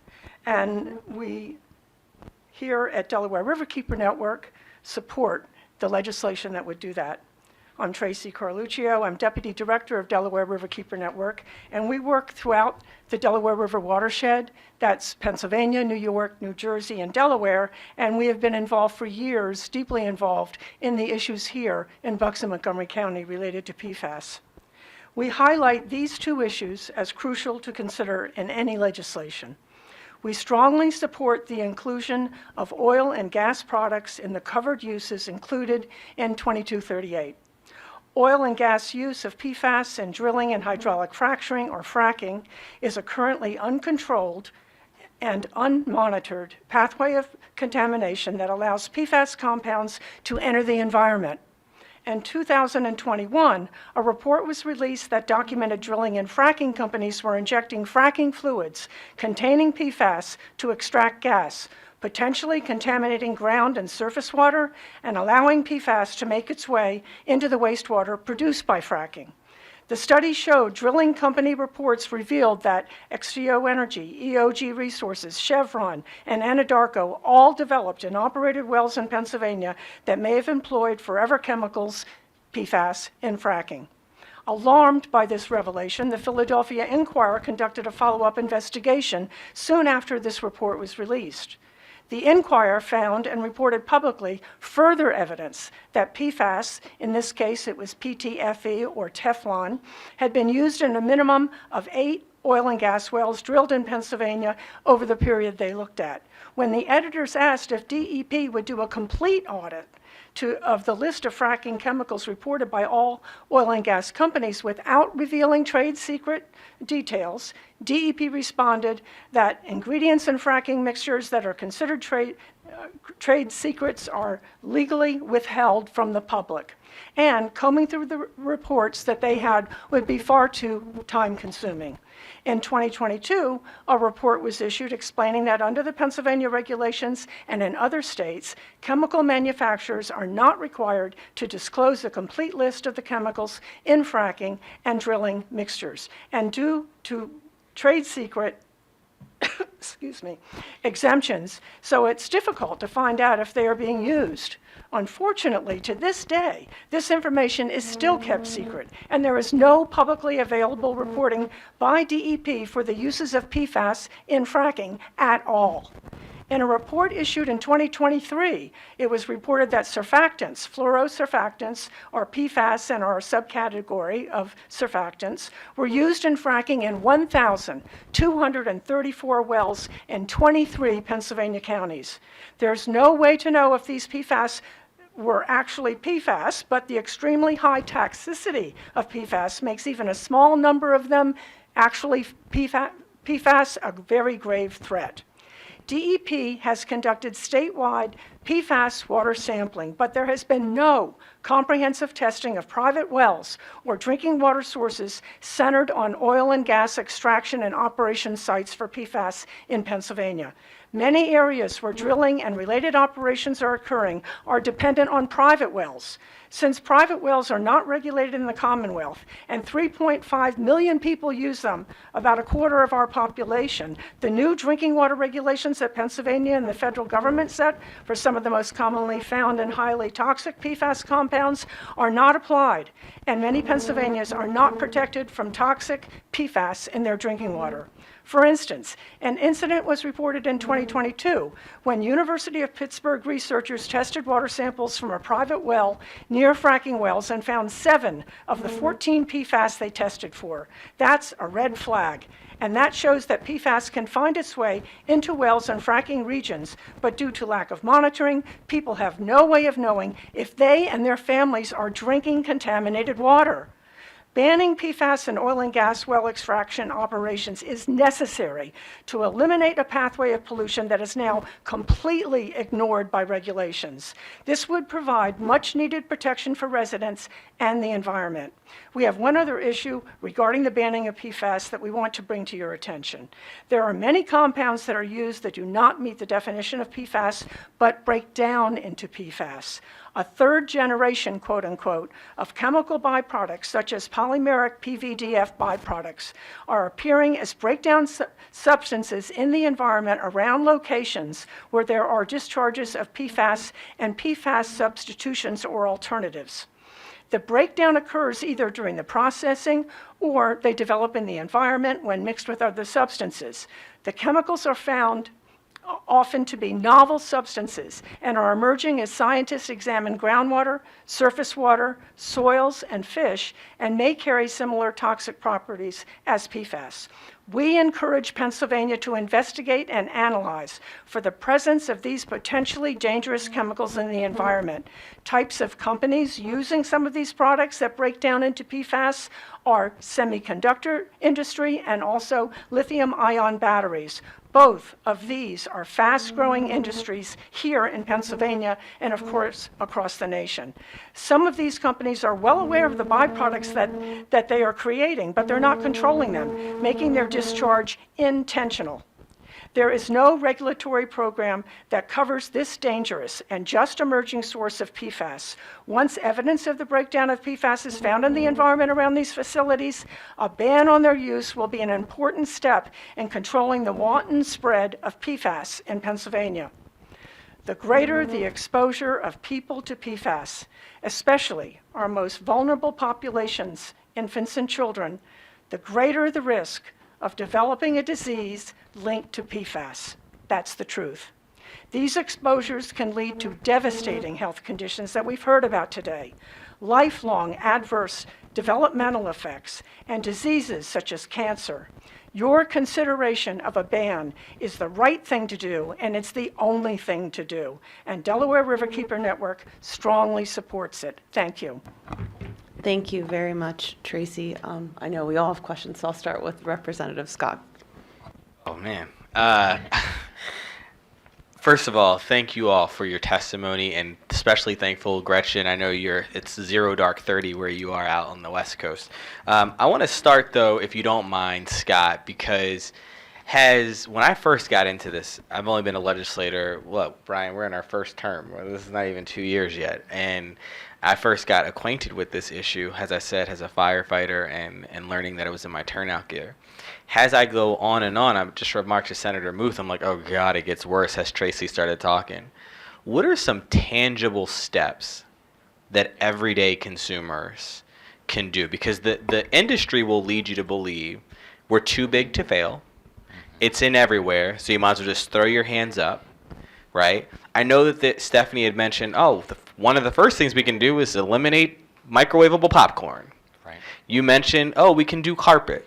Now I'm hearing there's a certain laundry detergent being used for fracking. And so what are some tangible steps that everyday consumers can use to eliminate this from their thing? And then the other thing is, how critical is PFAS to certain operations? And are there viable alternatives to those? And if you wouldn't mind just remarking on that. And I think, because I don't want everybody to think it's so doom and gloom. This is certainly we need to raise the alarm. But I also want to let folks know that there's a way that we can help with the solution. Yeah, thanks for the question. So there are many ways that consumers can avoid PFAS, such as buying personal care products without PFAS. The ingredients are right there on the label. You can read for yourself or use Skin Deep, our app, to identify products without PFAS. Because other states have taken action to ban PFAS from personal care products, the industry is quickly moving out of them. But in the meantime, there are ways to do that. That is generally not the case for most of the things we bring into our homes, right? So if it's used in food packaging, carpets, clothing, cookware, there's no requirement that the ingredients be put on the label or on the box. And so, we have tools on our website. Safer States does, Green Science Policy Institute does. Many NGOs have provided ways that tip sheets and so on that shoppers can use when buying.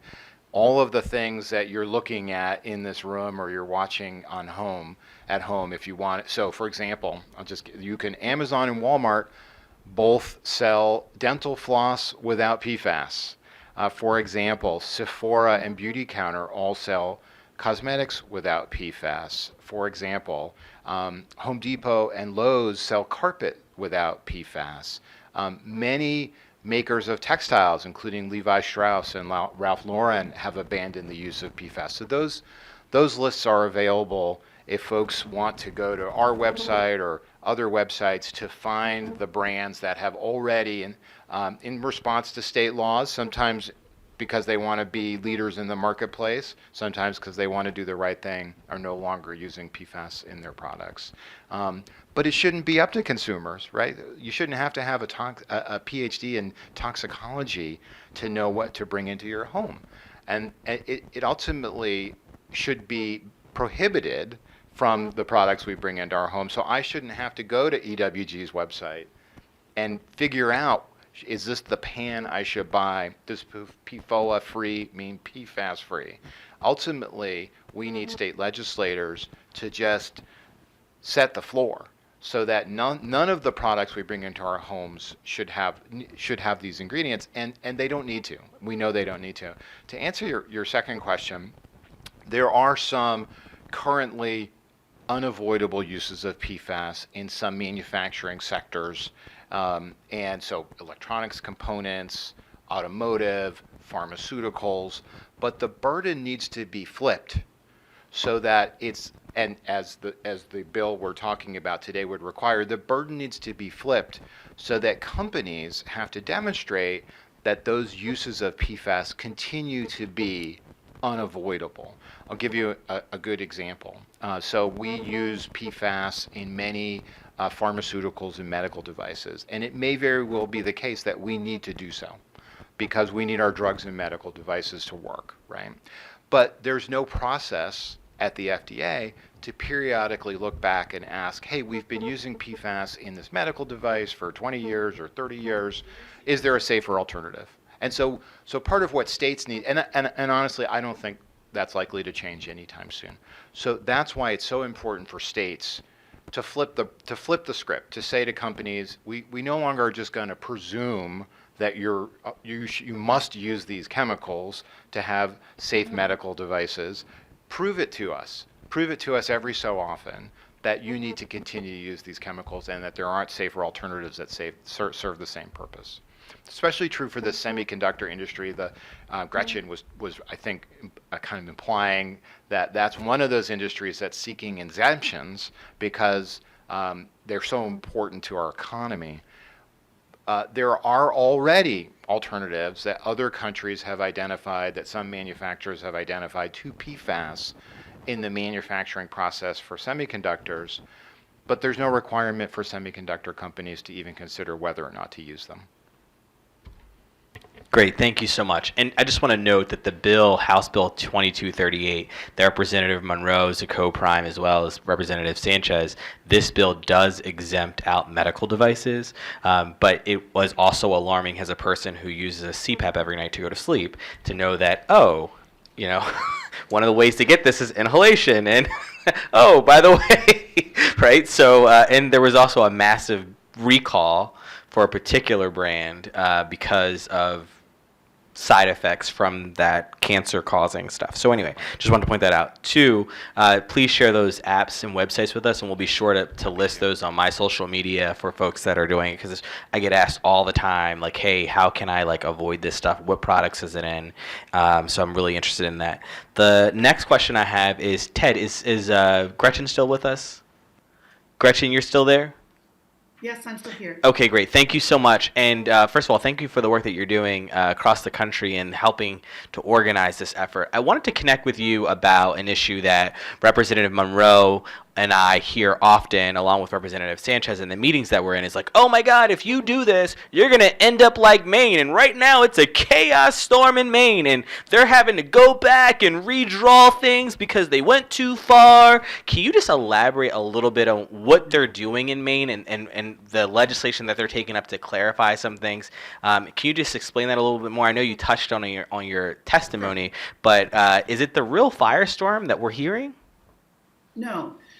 Thank you so much for that question, but the answer is really no. So the state of Maine in 2021 passed a policy which is very similar to the one that has been proposed in your legislation, whereby it would ban all uses of PFAS except for those that are currently unavoidable uses, and it set forth a process by which the state would examine whether or not a currently unavoidable use exemption request was valid. And a big part of their legislation required disclosure from all consumer product manufacturers to the state as to whether or not their products had PFAS in them. And so what was happening in Maine is that they have an Office of Chemical Safety that unfortunately has only 2 staffers, and the state did not provide any additional resources to that team to be able to implement this law. And so, they were getting a number of disclosures about PFAS, whether or not PFAS was in a certain consumer product to the state. And because they did not have the adequate resources, it became a bit unmanageable for them, but mostly on the disclosure side and not necessarily on the essential uses side. So, and I spoke to the prime sponsor of the bill just last month about this, and she confirmed it, that what the state did is they scaled back a little bit of the law in order to really look at, in order to accommodate the fact that there was only 2 staffers in this entire program. And so they scaled back a bit of the disclosure. So only those companies who asked for a currently unavoidable use exemption to the ban would be required to disclose the use of PFAS in the state. And they exempted a few industries, mostly for political reasons, not really for scientific reasons. But the majority of that law still stands. As I mentioned in my testimony, Minnesota has a law that is very similar to what you are proposing here in Pennsylvania.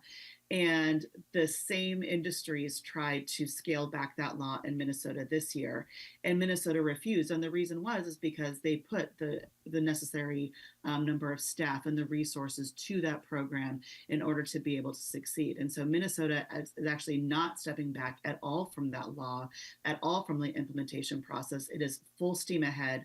The implementation process is actually going quite well in Minnesota. So anybody who says that this kind of law is a mess is really being incredibly selective in what they're looking at, and they're not painting the full picture of what is actually going on. Maine is still very committed to eliminating most uses of PFAS. They are going to be receiving disclosures very soon from those industries that are going to continue using PFAS. And as a matter of fact, as part of that law, where they updated their 2021 law this past session, they included a number of different product categories where PFAS would be banned immediately. So, in some ways, they really strengthened the law. We're sitting here kind of chattering, Gretchen, about the leadership in those 2 states you just mentioned, the differences between Maine and Minnesota. And maybe I am not well versed with the campaign finance laws in either one of those states, but I can assure you Pennsylvania has 0 at the state level. So that's a concern relative to I'm just be candid here. There's a lot of pressure and influence, and I think that's probably you're being polite about it, Gretchen, which I understand why. But I'm sitting here saying, why did they just put more staff? Why did you change a whole law? Why couldn't you just staff up so that you could meet the needs of what was coming in? So that's no comments needed to make anyone in a politically charged statement, but I will make the politically charged statement. I'm not up for election. Go ahead. Right. Oh, go ahead, Representative Munroe. Thank you, Senator. So, I'm sitting here, thinking about what everything has been discussed so far to this point. And, the number one thing, by the way, I already texted my wife, said, let's throw out that bag of popcorn because we do have some. So I think it's in the trash can. But like seriously, like, while we were sitting here, so we post this stuff up on our social media, especially for this policy hearing. Someone commented here from Warminster that we've already been exposed, what Johnny come lately kind of thing, and they don't. So many people don't realize, including me, to this extent, of how many items that are being consumed on a daily basis that contain these chemicals. And, what are the repercussions of that? I sit there and I started off by saying, listen, we have to act. And, you don't want to go through what I went through. Again, I don't know what caused my cancer, but I've been through chemotherapy, 6 months of chemotherapy. When they found the originating cancer, which they originally missed, and after I got after I won my election for state representative, I got re-diagnosed, and went through radiation. I went through immunotherapy, and thank God for science and all those scientists for CAR T-cell. I was able to go through CAR T-cell July of last year, and I'm cancer-free as a direct result of that. And I don't want anybody to sit around and wait until they have to go through those things. Cancer can be treatable and it can be curable and you can live through it, but you don't want to go through that stuff. So let's take action. And I will also note, that I am seen by oncologists at the top of their field down at Penn, and they literally said to me that because the cancer is along the tube that comes down from the kidney, it's called the ureter. And when they originally saw the other hospital, they said it's impossible for it to be your cancer. You'd be like the first patient. It's impossible. And Penn, of course, discovered it. And the first thing that this doctor said to me, he said, "You've been exposed." All right? We don't know what exposed to, but you've been exposed. So that leads me to my first question. And I don't know if anybody in the panel here can answer this, but what data exists that directly ties PFAS use, consumption, blood levels directly to cancer rates? Well, let maybe start, and first of all, I'm glad to hear that you are better, so probably the most compelling evidence that, especially for firefighters, is some recent studies that used banked blood that had been collected by the DoD to look at the increased incidence of testicular cancer among military firefighters. And so it was the first time where we were able to use, in this case, DoD blood and DoD health records to show that military firefighters, that certain military firefighters had more PFAS in their blood and were more likely to ultimately develop testicular cancer. But there is a library of evidence now, that's the foundation of the drinking water standard, linking PFAS in particular to testicular cancer and kidney cancer, as well as higher cholesterol in ways that increase the risk of cardiovascular disease, as well as reducing infant birth weights in ways that ultimately increase the likelihood of infant mortality. So there is a extraordinary amount of evidence that PFAS causes these health harms. But I want to just add one hopeful note, which is, for reasons I'm happy to get into, we've moved away from the most notorious PFAS, PFOA and PFOS, and replaced them with other PFAS, which at the time we thought were safer, but it turned out they weren't. But because we've abandoned or ultimately reduced the use of PFOA and PFOS in many products, we're able to see how much of those particular PFAS are in our blood when the CDC collects our blood and tracks these long-term trends. And what we've seen is that the amount of PFOA and PFOS, PFOA and PFOS in our blood has gone down. So that means as we reduce our exposures to these PFAS, the amount that will be in our bodies will gradually go down. And there is no place in the country where that's more important than Warminster. And I've been lucky to work with Hope Gross and Joanne Stanton for many years to try to get the military installation here to finally clean up the PFAS plume. But in a community where you've already been disproportionately exposed, it's really even more important to try to avoid bringing items with PFAS into your home. But what the data shows us is that if you are intentional about that, the amount of PFAS in your body will go down over time, and you will be at less risk for these cancers and other health harms. Thank you. Yeah, I mean, it's my personal opinion. Like I said, when we were tested, I should say my wife was tested, and she found her result back. I mean, I think everybody should be able to have the opportunity to have their blood tested so they can do what she did, was have that discussion with her family doctor, to be on the lookout for certain things, in the future, so when she gets her annual checkup, et cetera, et cetera. I will note, because I know we talked about this earlier, they did not test me. This was I believe this was like a data collection that they were doing specifically about the water contamination. So from their data perspective, they were not taking firefighters because they probably automatically assumed I've been exposed, my numbers were going to be elevated, et cetera.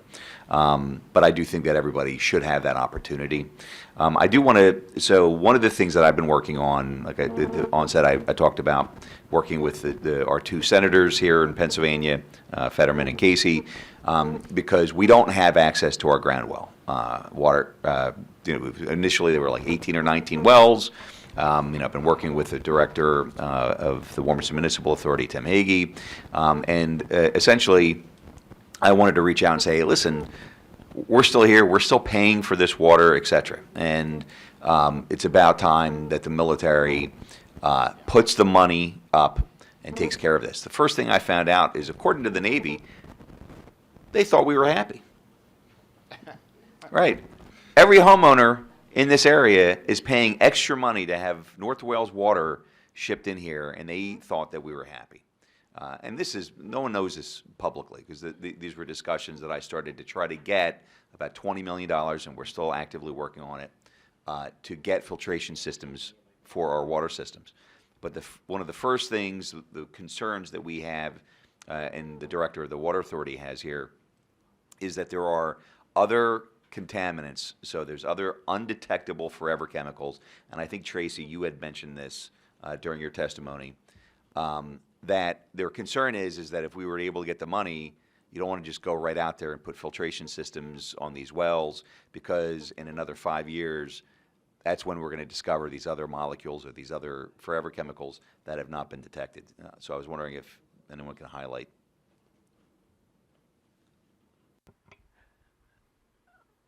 So many of the filtration systems that are in place do remove some of the other PFAS compounds that are being discovered now.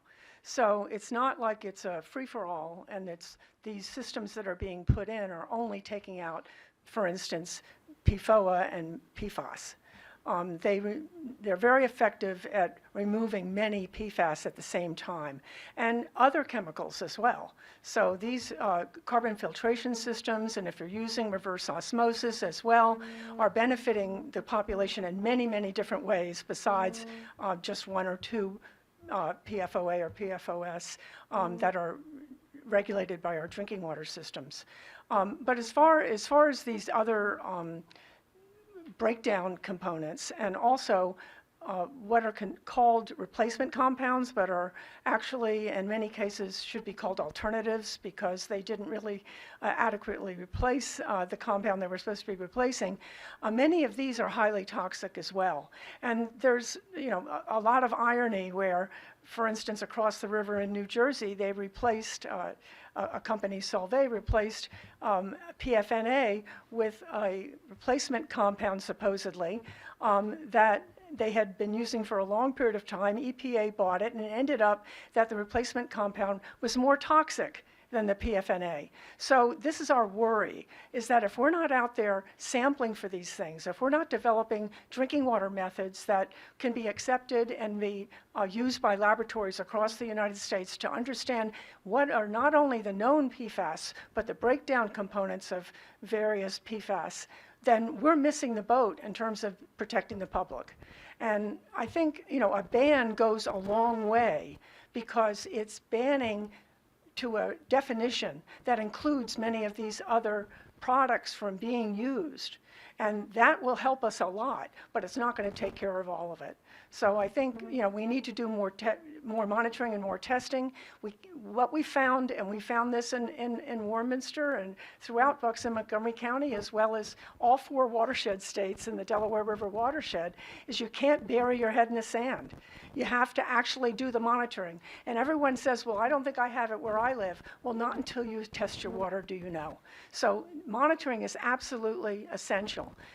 We have to stop the spread by understanding where the hot spots and then the other, ancillary problems are located. Thank you very much. Oh, sorry.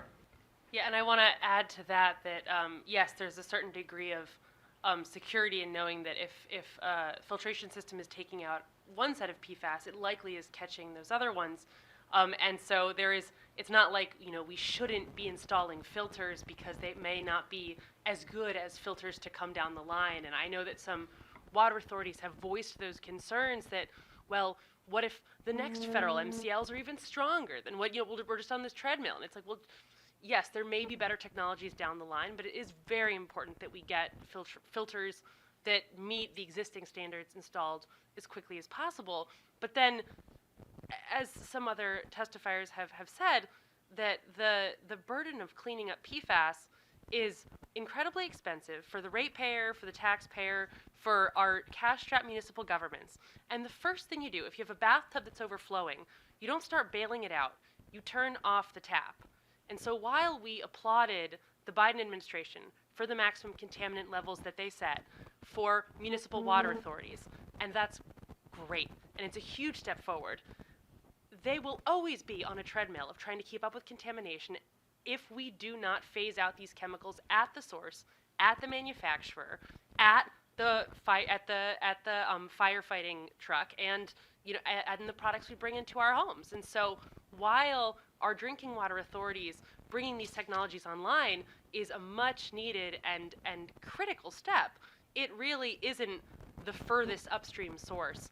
And that's the thing that I think bills like HB 2238 get at and why it's so critical. Thank you. Oh, the last thing I'll say is that the Navy owes us, and this is for Warminster, Warrington, and Ivyland, they owe us about $24 million. That's like 5 Tomahawk missiles, people.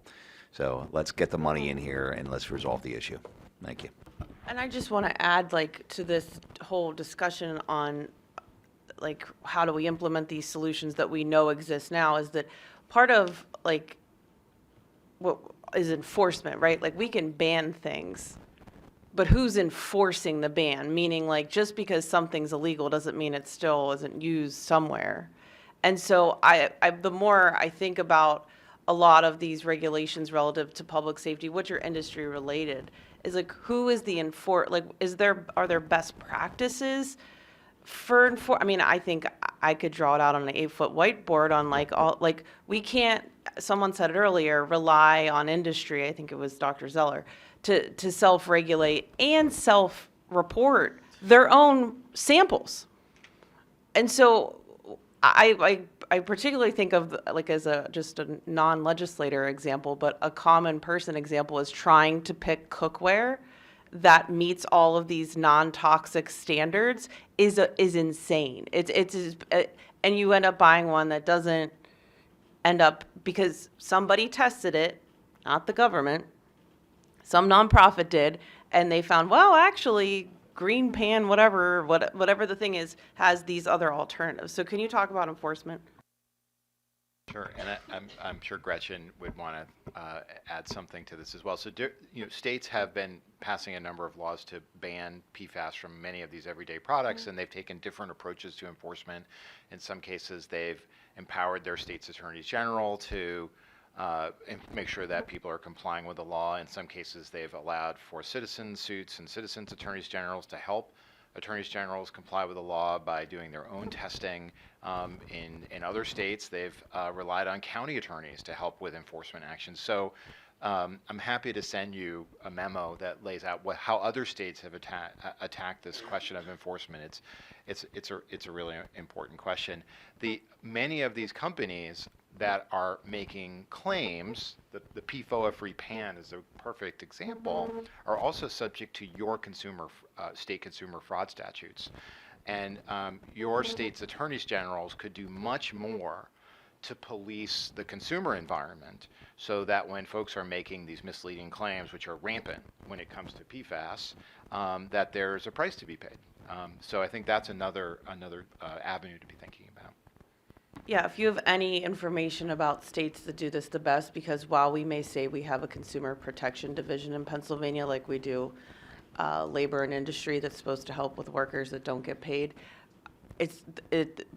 I'm just going to cite staffing issues, despite no one wanting to say, because everything's historically funded in Pennsylvania, that we've got major challenges there, that it's based on volume of complaints. So if you are one family that got, like, to have to go get a lawyer, like, all these things are cost prohibitive. It's cost prohibitive to have to go and get your blood tested for like, how do we make not just accessible but guaranteed? And then just because you got tested doesn't mean you're able to afford care, right? And so it seems that it's very difficult.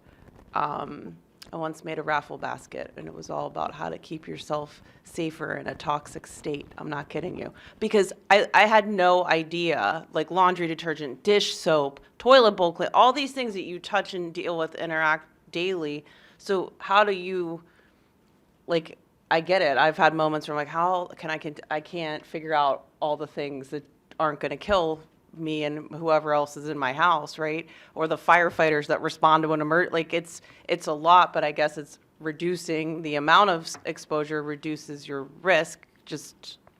But still, when the government, the entity that's supposed to serve the public and protect the public, isn't enforcing, if we could even get a ban on PFAS passed. Well, when you're talking with your great congressional delegation, like Congresswoman Dean and Congresswoman Houlihan and your great senators, one area that is ripe for progress is creating more categories of safer choice products. So, like use the Energy Star you sometimes see on appliances. Yeah, but those are still allowed to use natural gas to power them and get an energy efficiency tax credit. But go ahead. But EPA has created a safer choice standard for cleaning products. So if you buy a cleaning product for your floors and carpets and so on, and it's got the safer choice seal on it, that means it's free of toxic chemicals, and in particular free of PFAS.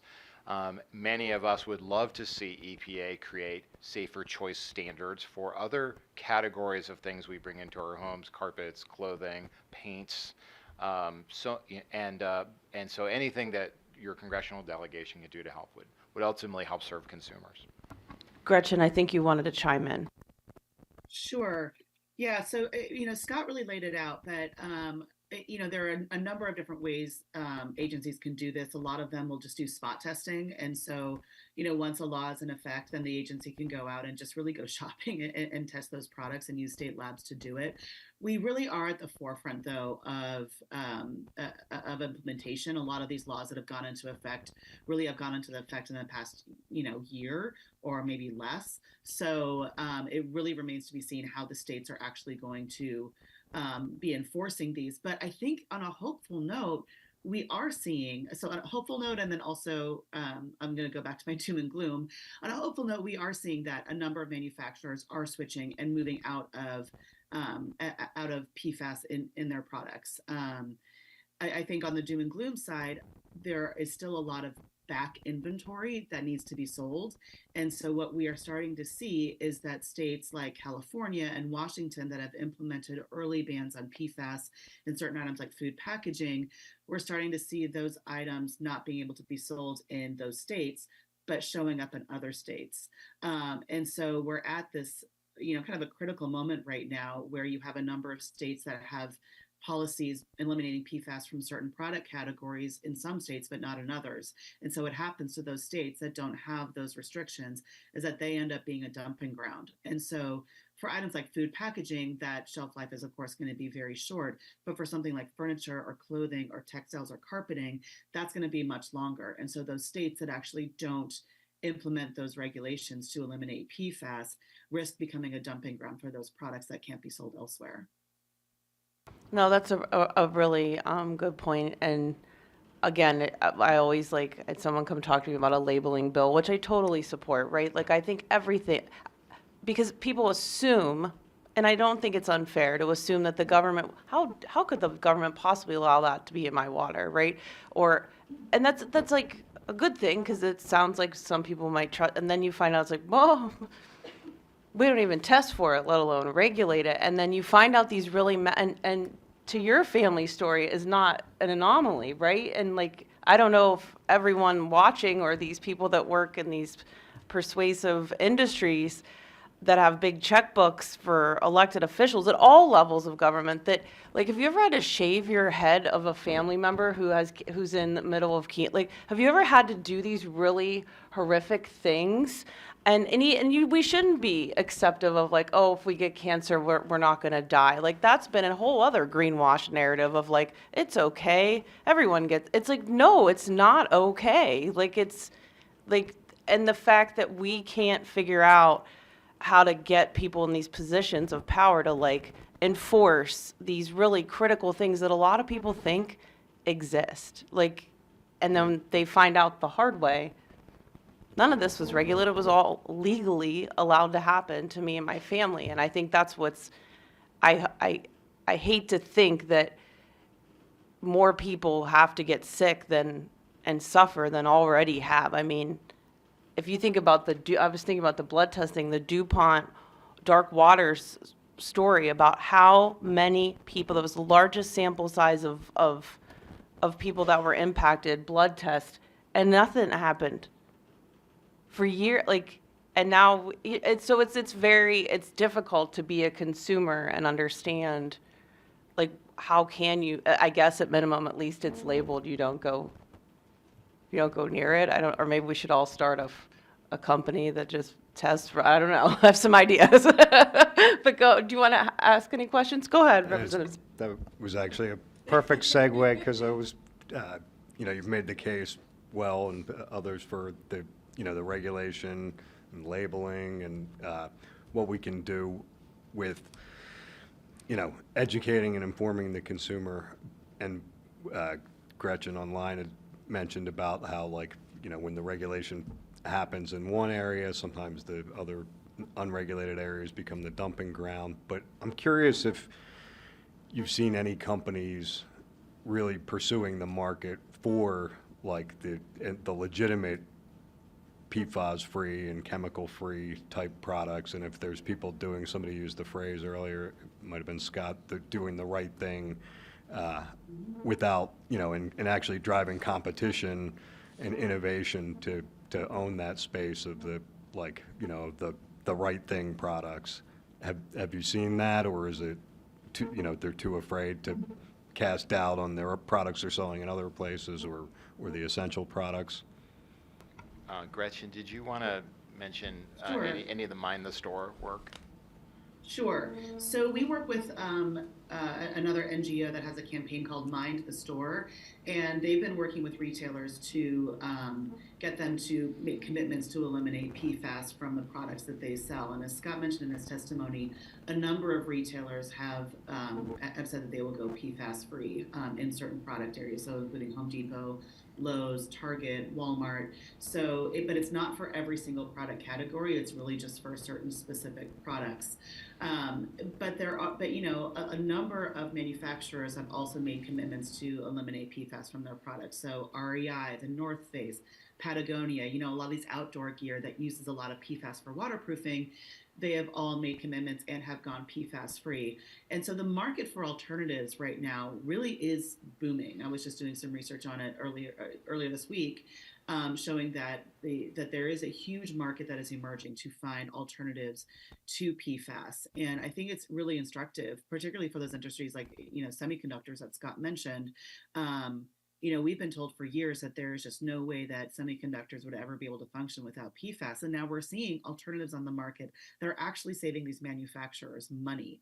Our counterparts up in Minnesota have been working with the folks at Delta on PFAS-free firefighting foams, and they've come up with a number of different alternatives as well. And so these are uses that I think we all would consider to be essential for the functioning of society, but even they are looking for alternatives. And Representative Scott Scott and I were at the Council of State Governments meeting a few months back, and I spoke with some representatives from the pharmaceutical industry who are also actively seeking and are able to find some PFAS-free alternatives in some of their products. So there is a booming market here, but the reason that market exists is because states are taking action.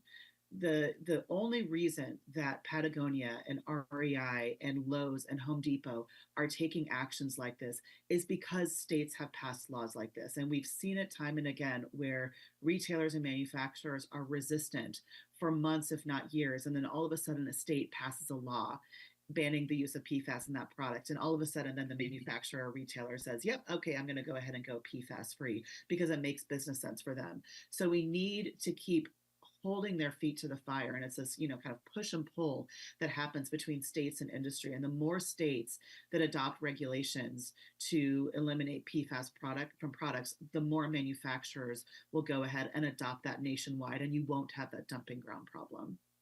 So just because I'm on Zoom, I don't know if other folks can see, Senator Street has had his hand up for a while, so I want to make sure. No, thank you. Go ahead, Senator Street. I was not aware. I apologize. Thank you, Gretchen.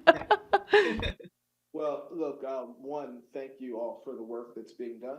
I appreciate it. And look, I always learn. Senator Muth sets up these hearings after members request them. I always learn a lot. One of the things that I was curious about today, can the Commonwealth require additional labeling? Because there's been a lot of talk about deceptive labeling. Do we have the ability to simply say, look, in products sold in the Commonwealth, at a minimum, there needs to be disclosure. Clearly, banning some of it may make sense, but it seems at a minimum, consumers should be informed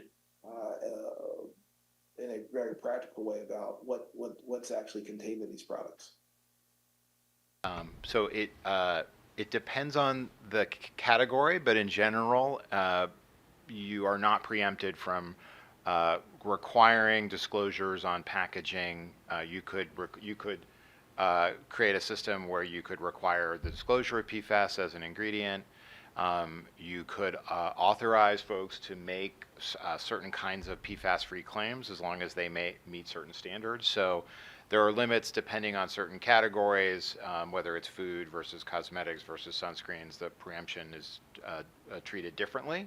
But the short answer is yes. And Gretchen would know. I don't believe. I'm thinking, Gretchen, has the state required disclosure like that? So not necessarily on the labels. So both Maine and Minnesota do have disclosure programs whereby all manufacturers need to disclose whether or not PFAS are used in their products, but it's to the state. My guess is that the state would make that information known. Just from experience, though, the fight to label products is as fierce as the fight to eliminate PFAS from products. So, if you are wanting to, go ahead and give consumers information, it might be best that, one possible strategy could be banning PFAS where you can, and in those uses where there is no safer alternative and it's it's a product that's necessary for health and safety or functioning of society, that if there's no safer alternative, that you can go ahead and label them. That's certainly a way that states can go. And in California, if you look at their Safer Consumer Products Law, they do have the authority to require labeling for a whole host of different chemicals of concern if there's no safer alternative. So that's certainly something that can happen. My advice, just from working on this in several states, is to make sure that goes hand in hand with a program that would eliminate PFAS where possible. Look, I wasn't suggesting that we not eliminate it, but just simply suggesting that at a minimum, there should be not just disclosure to the Commonwealth, but meaningful disclosure, because who's going to, before they buy a product, go to the Commonwealth website someplace to research it? Yeah. It needs to be on the label. I mean, hell, for certain kinds of food, we require how much salt and fat there is. We certainly want to make sure that people know that there could be PFAS. That could be, a carcinogen or have some other seriously adverse health effects. So look, thank you. Glad to know we're not preempted in that space, and I know that I'm prepared to continue to work along my colleagues to ameliorate all these health issues. Thank you. I yield. Thank you, Senator Street, and thank you for joining us today.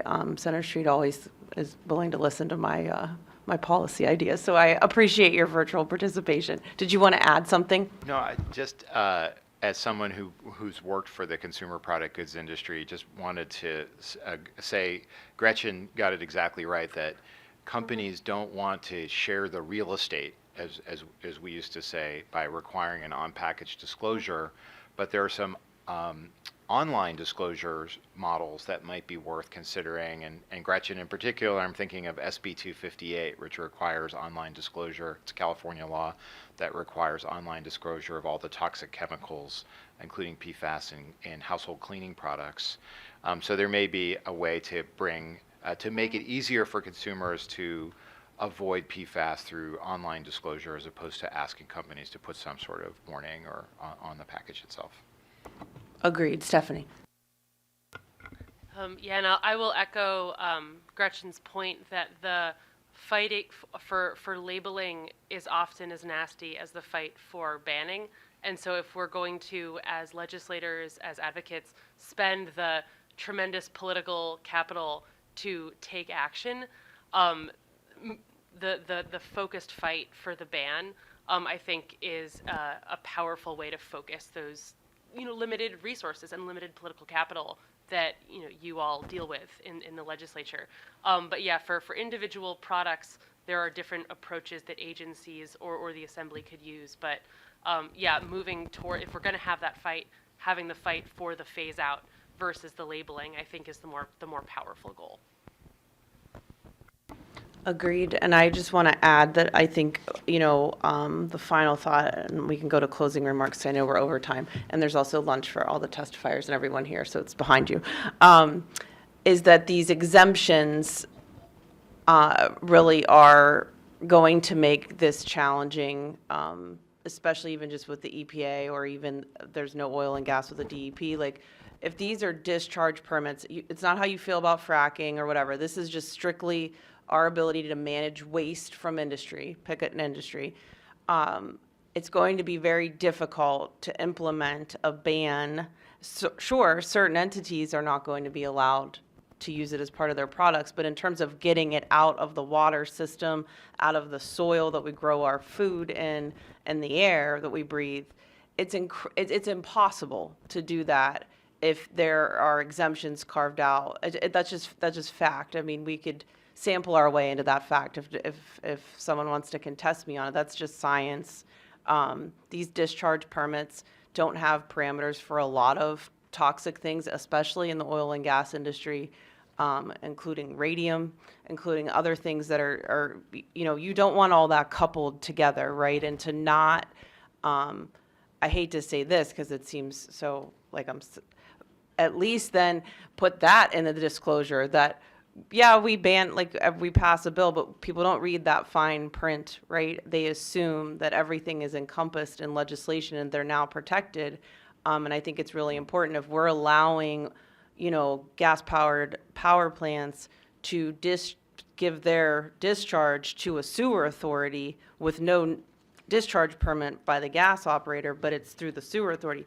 What do we test? How do we make sure that is out of the drinking water is just really important. And there's a way to do this, but it is not going to be done effectively, scientifically, or impactfully if it is allowing any of these exemptions to exist. Sure. Can I just make one suggestion on this? So every 5 years, if you're a discharger, you have to get your permit renewed.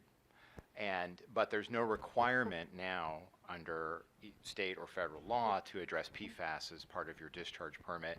That's something that the legislature could simply require the DEP to address. Every time a permit comes up for renewal, you have to set limits on these PFAS discharges so they don't wind up going into the wastewater system and ultimately wind up in our biosolids and ultimately in the food we eat. And so EPA has developed guidance that states can use to put PFAS limits on these discharge permits, but so far, very few states, Michigan, North Carolina, Colorado, I think that's it, have actually, their state regulators have used this guidance to start to limit those kinds of discharges.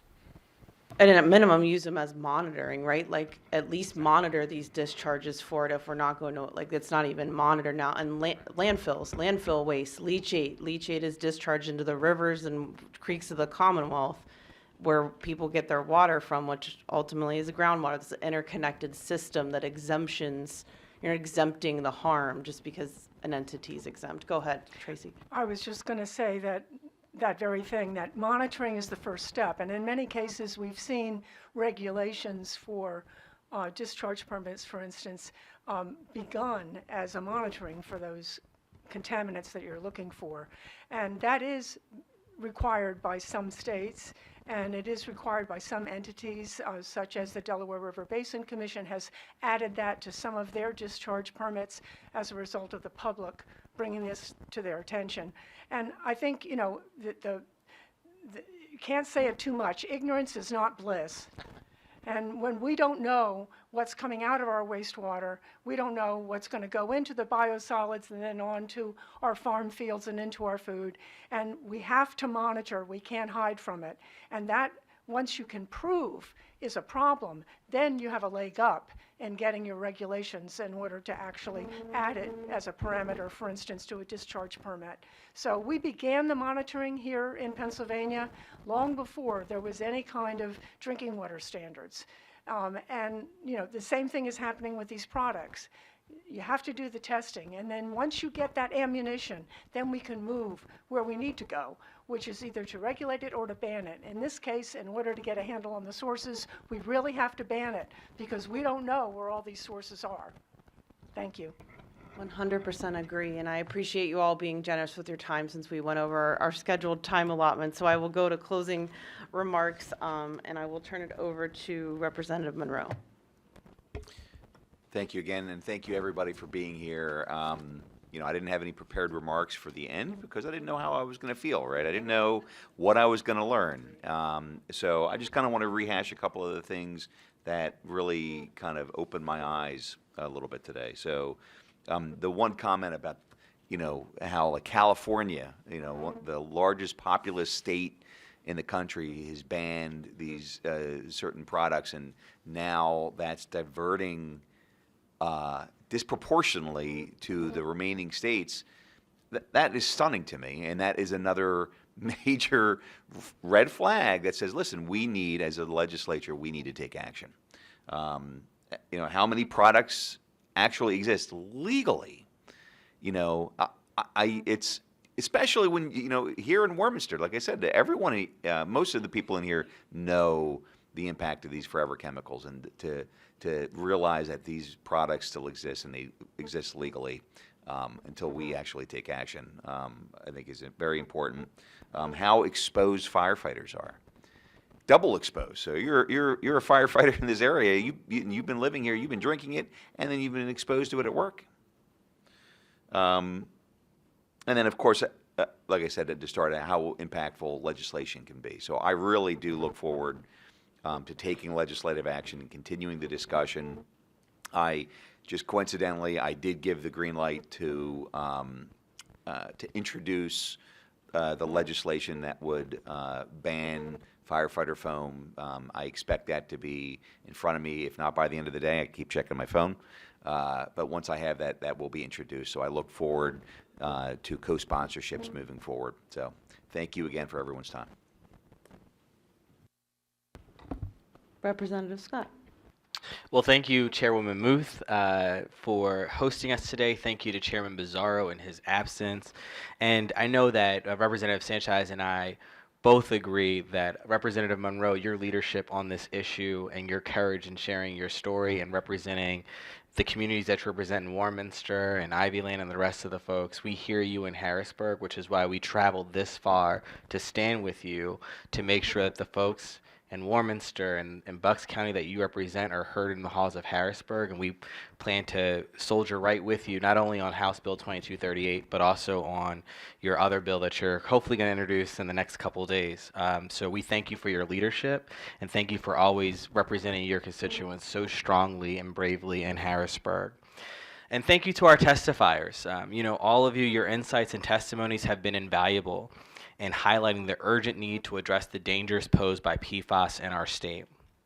As we've heard today, the health and environmental risk associated with these chemicals are profound, affecting not just the current generation, but potentially many more to come, including Stephanie's newborn baby. That is why it is critical that we move forward with legislation that not only bans the intentional use of PFAS in industrial applications, but also carefully considers the essential uses that must be regulated in order to safeguard the public health. I'm encouraging everyone under the sound of my voice, whether you're here physically or in virtual land, to push back on the narrative that this problem is too big or far too gone to solve. This is America. We can do anything that we put our minds to. If we ban it, we won't be able to get any of these products in PA. That's what they said in California. That's what they said in Maine, Minnesota. But yet, that's simply not true. Look at firefighting foam. They said, oh, you ban it, you won't be able to put out airplane fires without foam. And now look, we've got firefighting foam without it. And let me get, as a firefighter, Representative Munroe and I, we know firsthand how essential that foam is in putting out certain fires like airplane fires. That's why they use it across the DOD bases and the one in Willow Grove. But now we have PFAS-free firefighting foam. We can do it. The next thing I want to talk about is timing.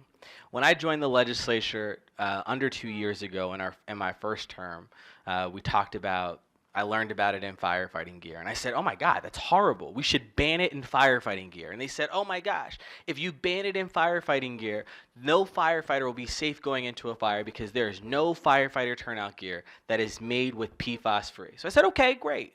But at the minimum, we should at least let firefighters know that it's in their damn gear. And so we introduced the bill to do it. And they scared folks, right?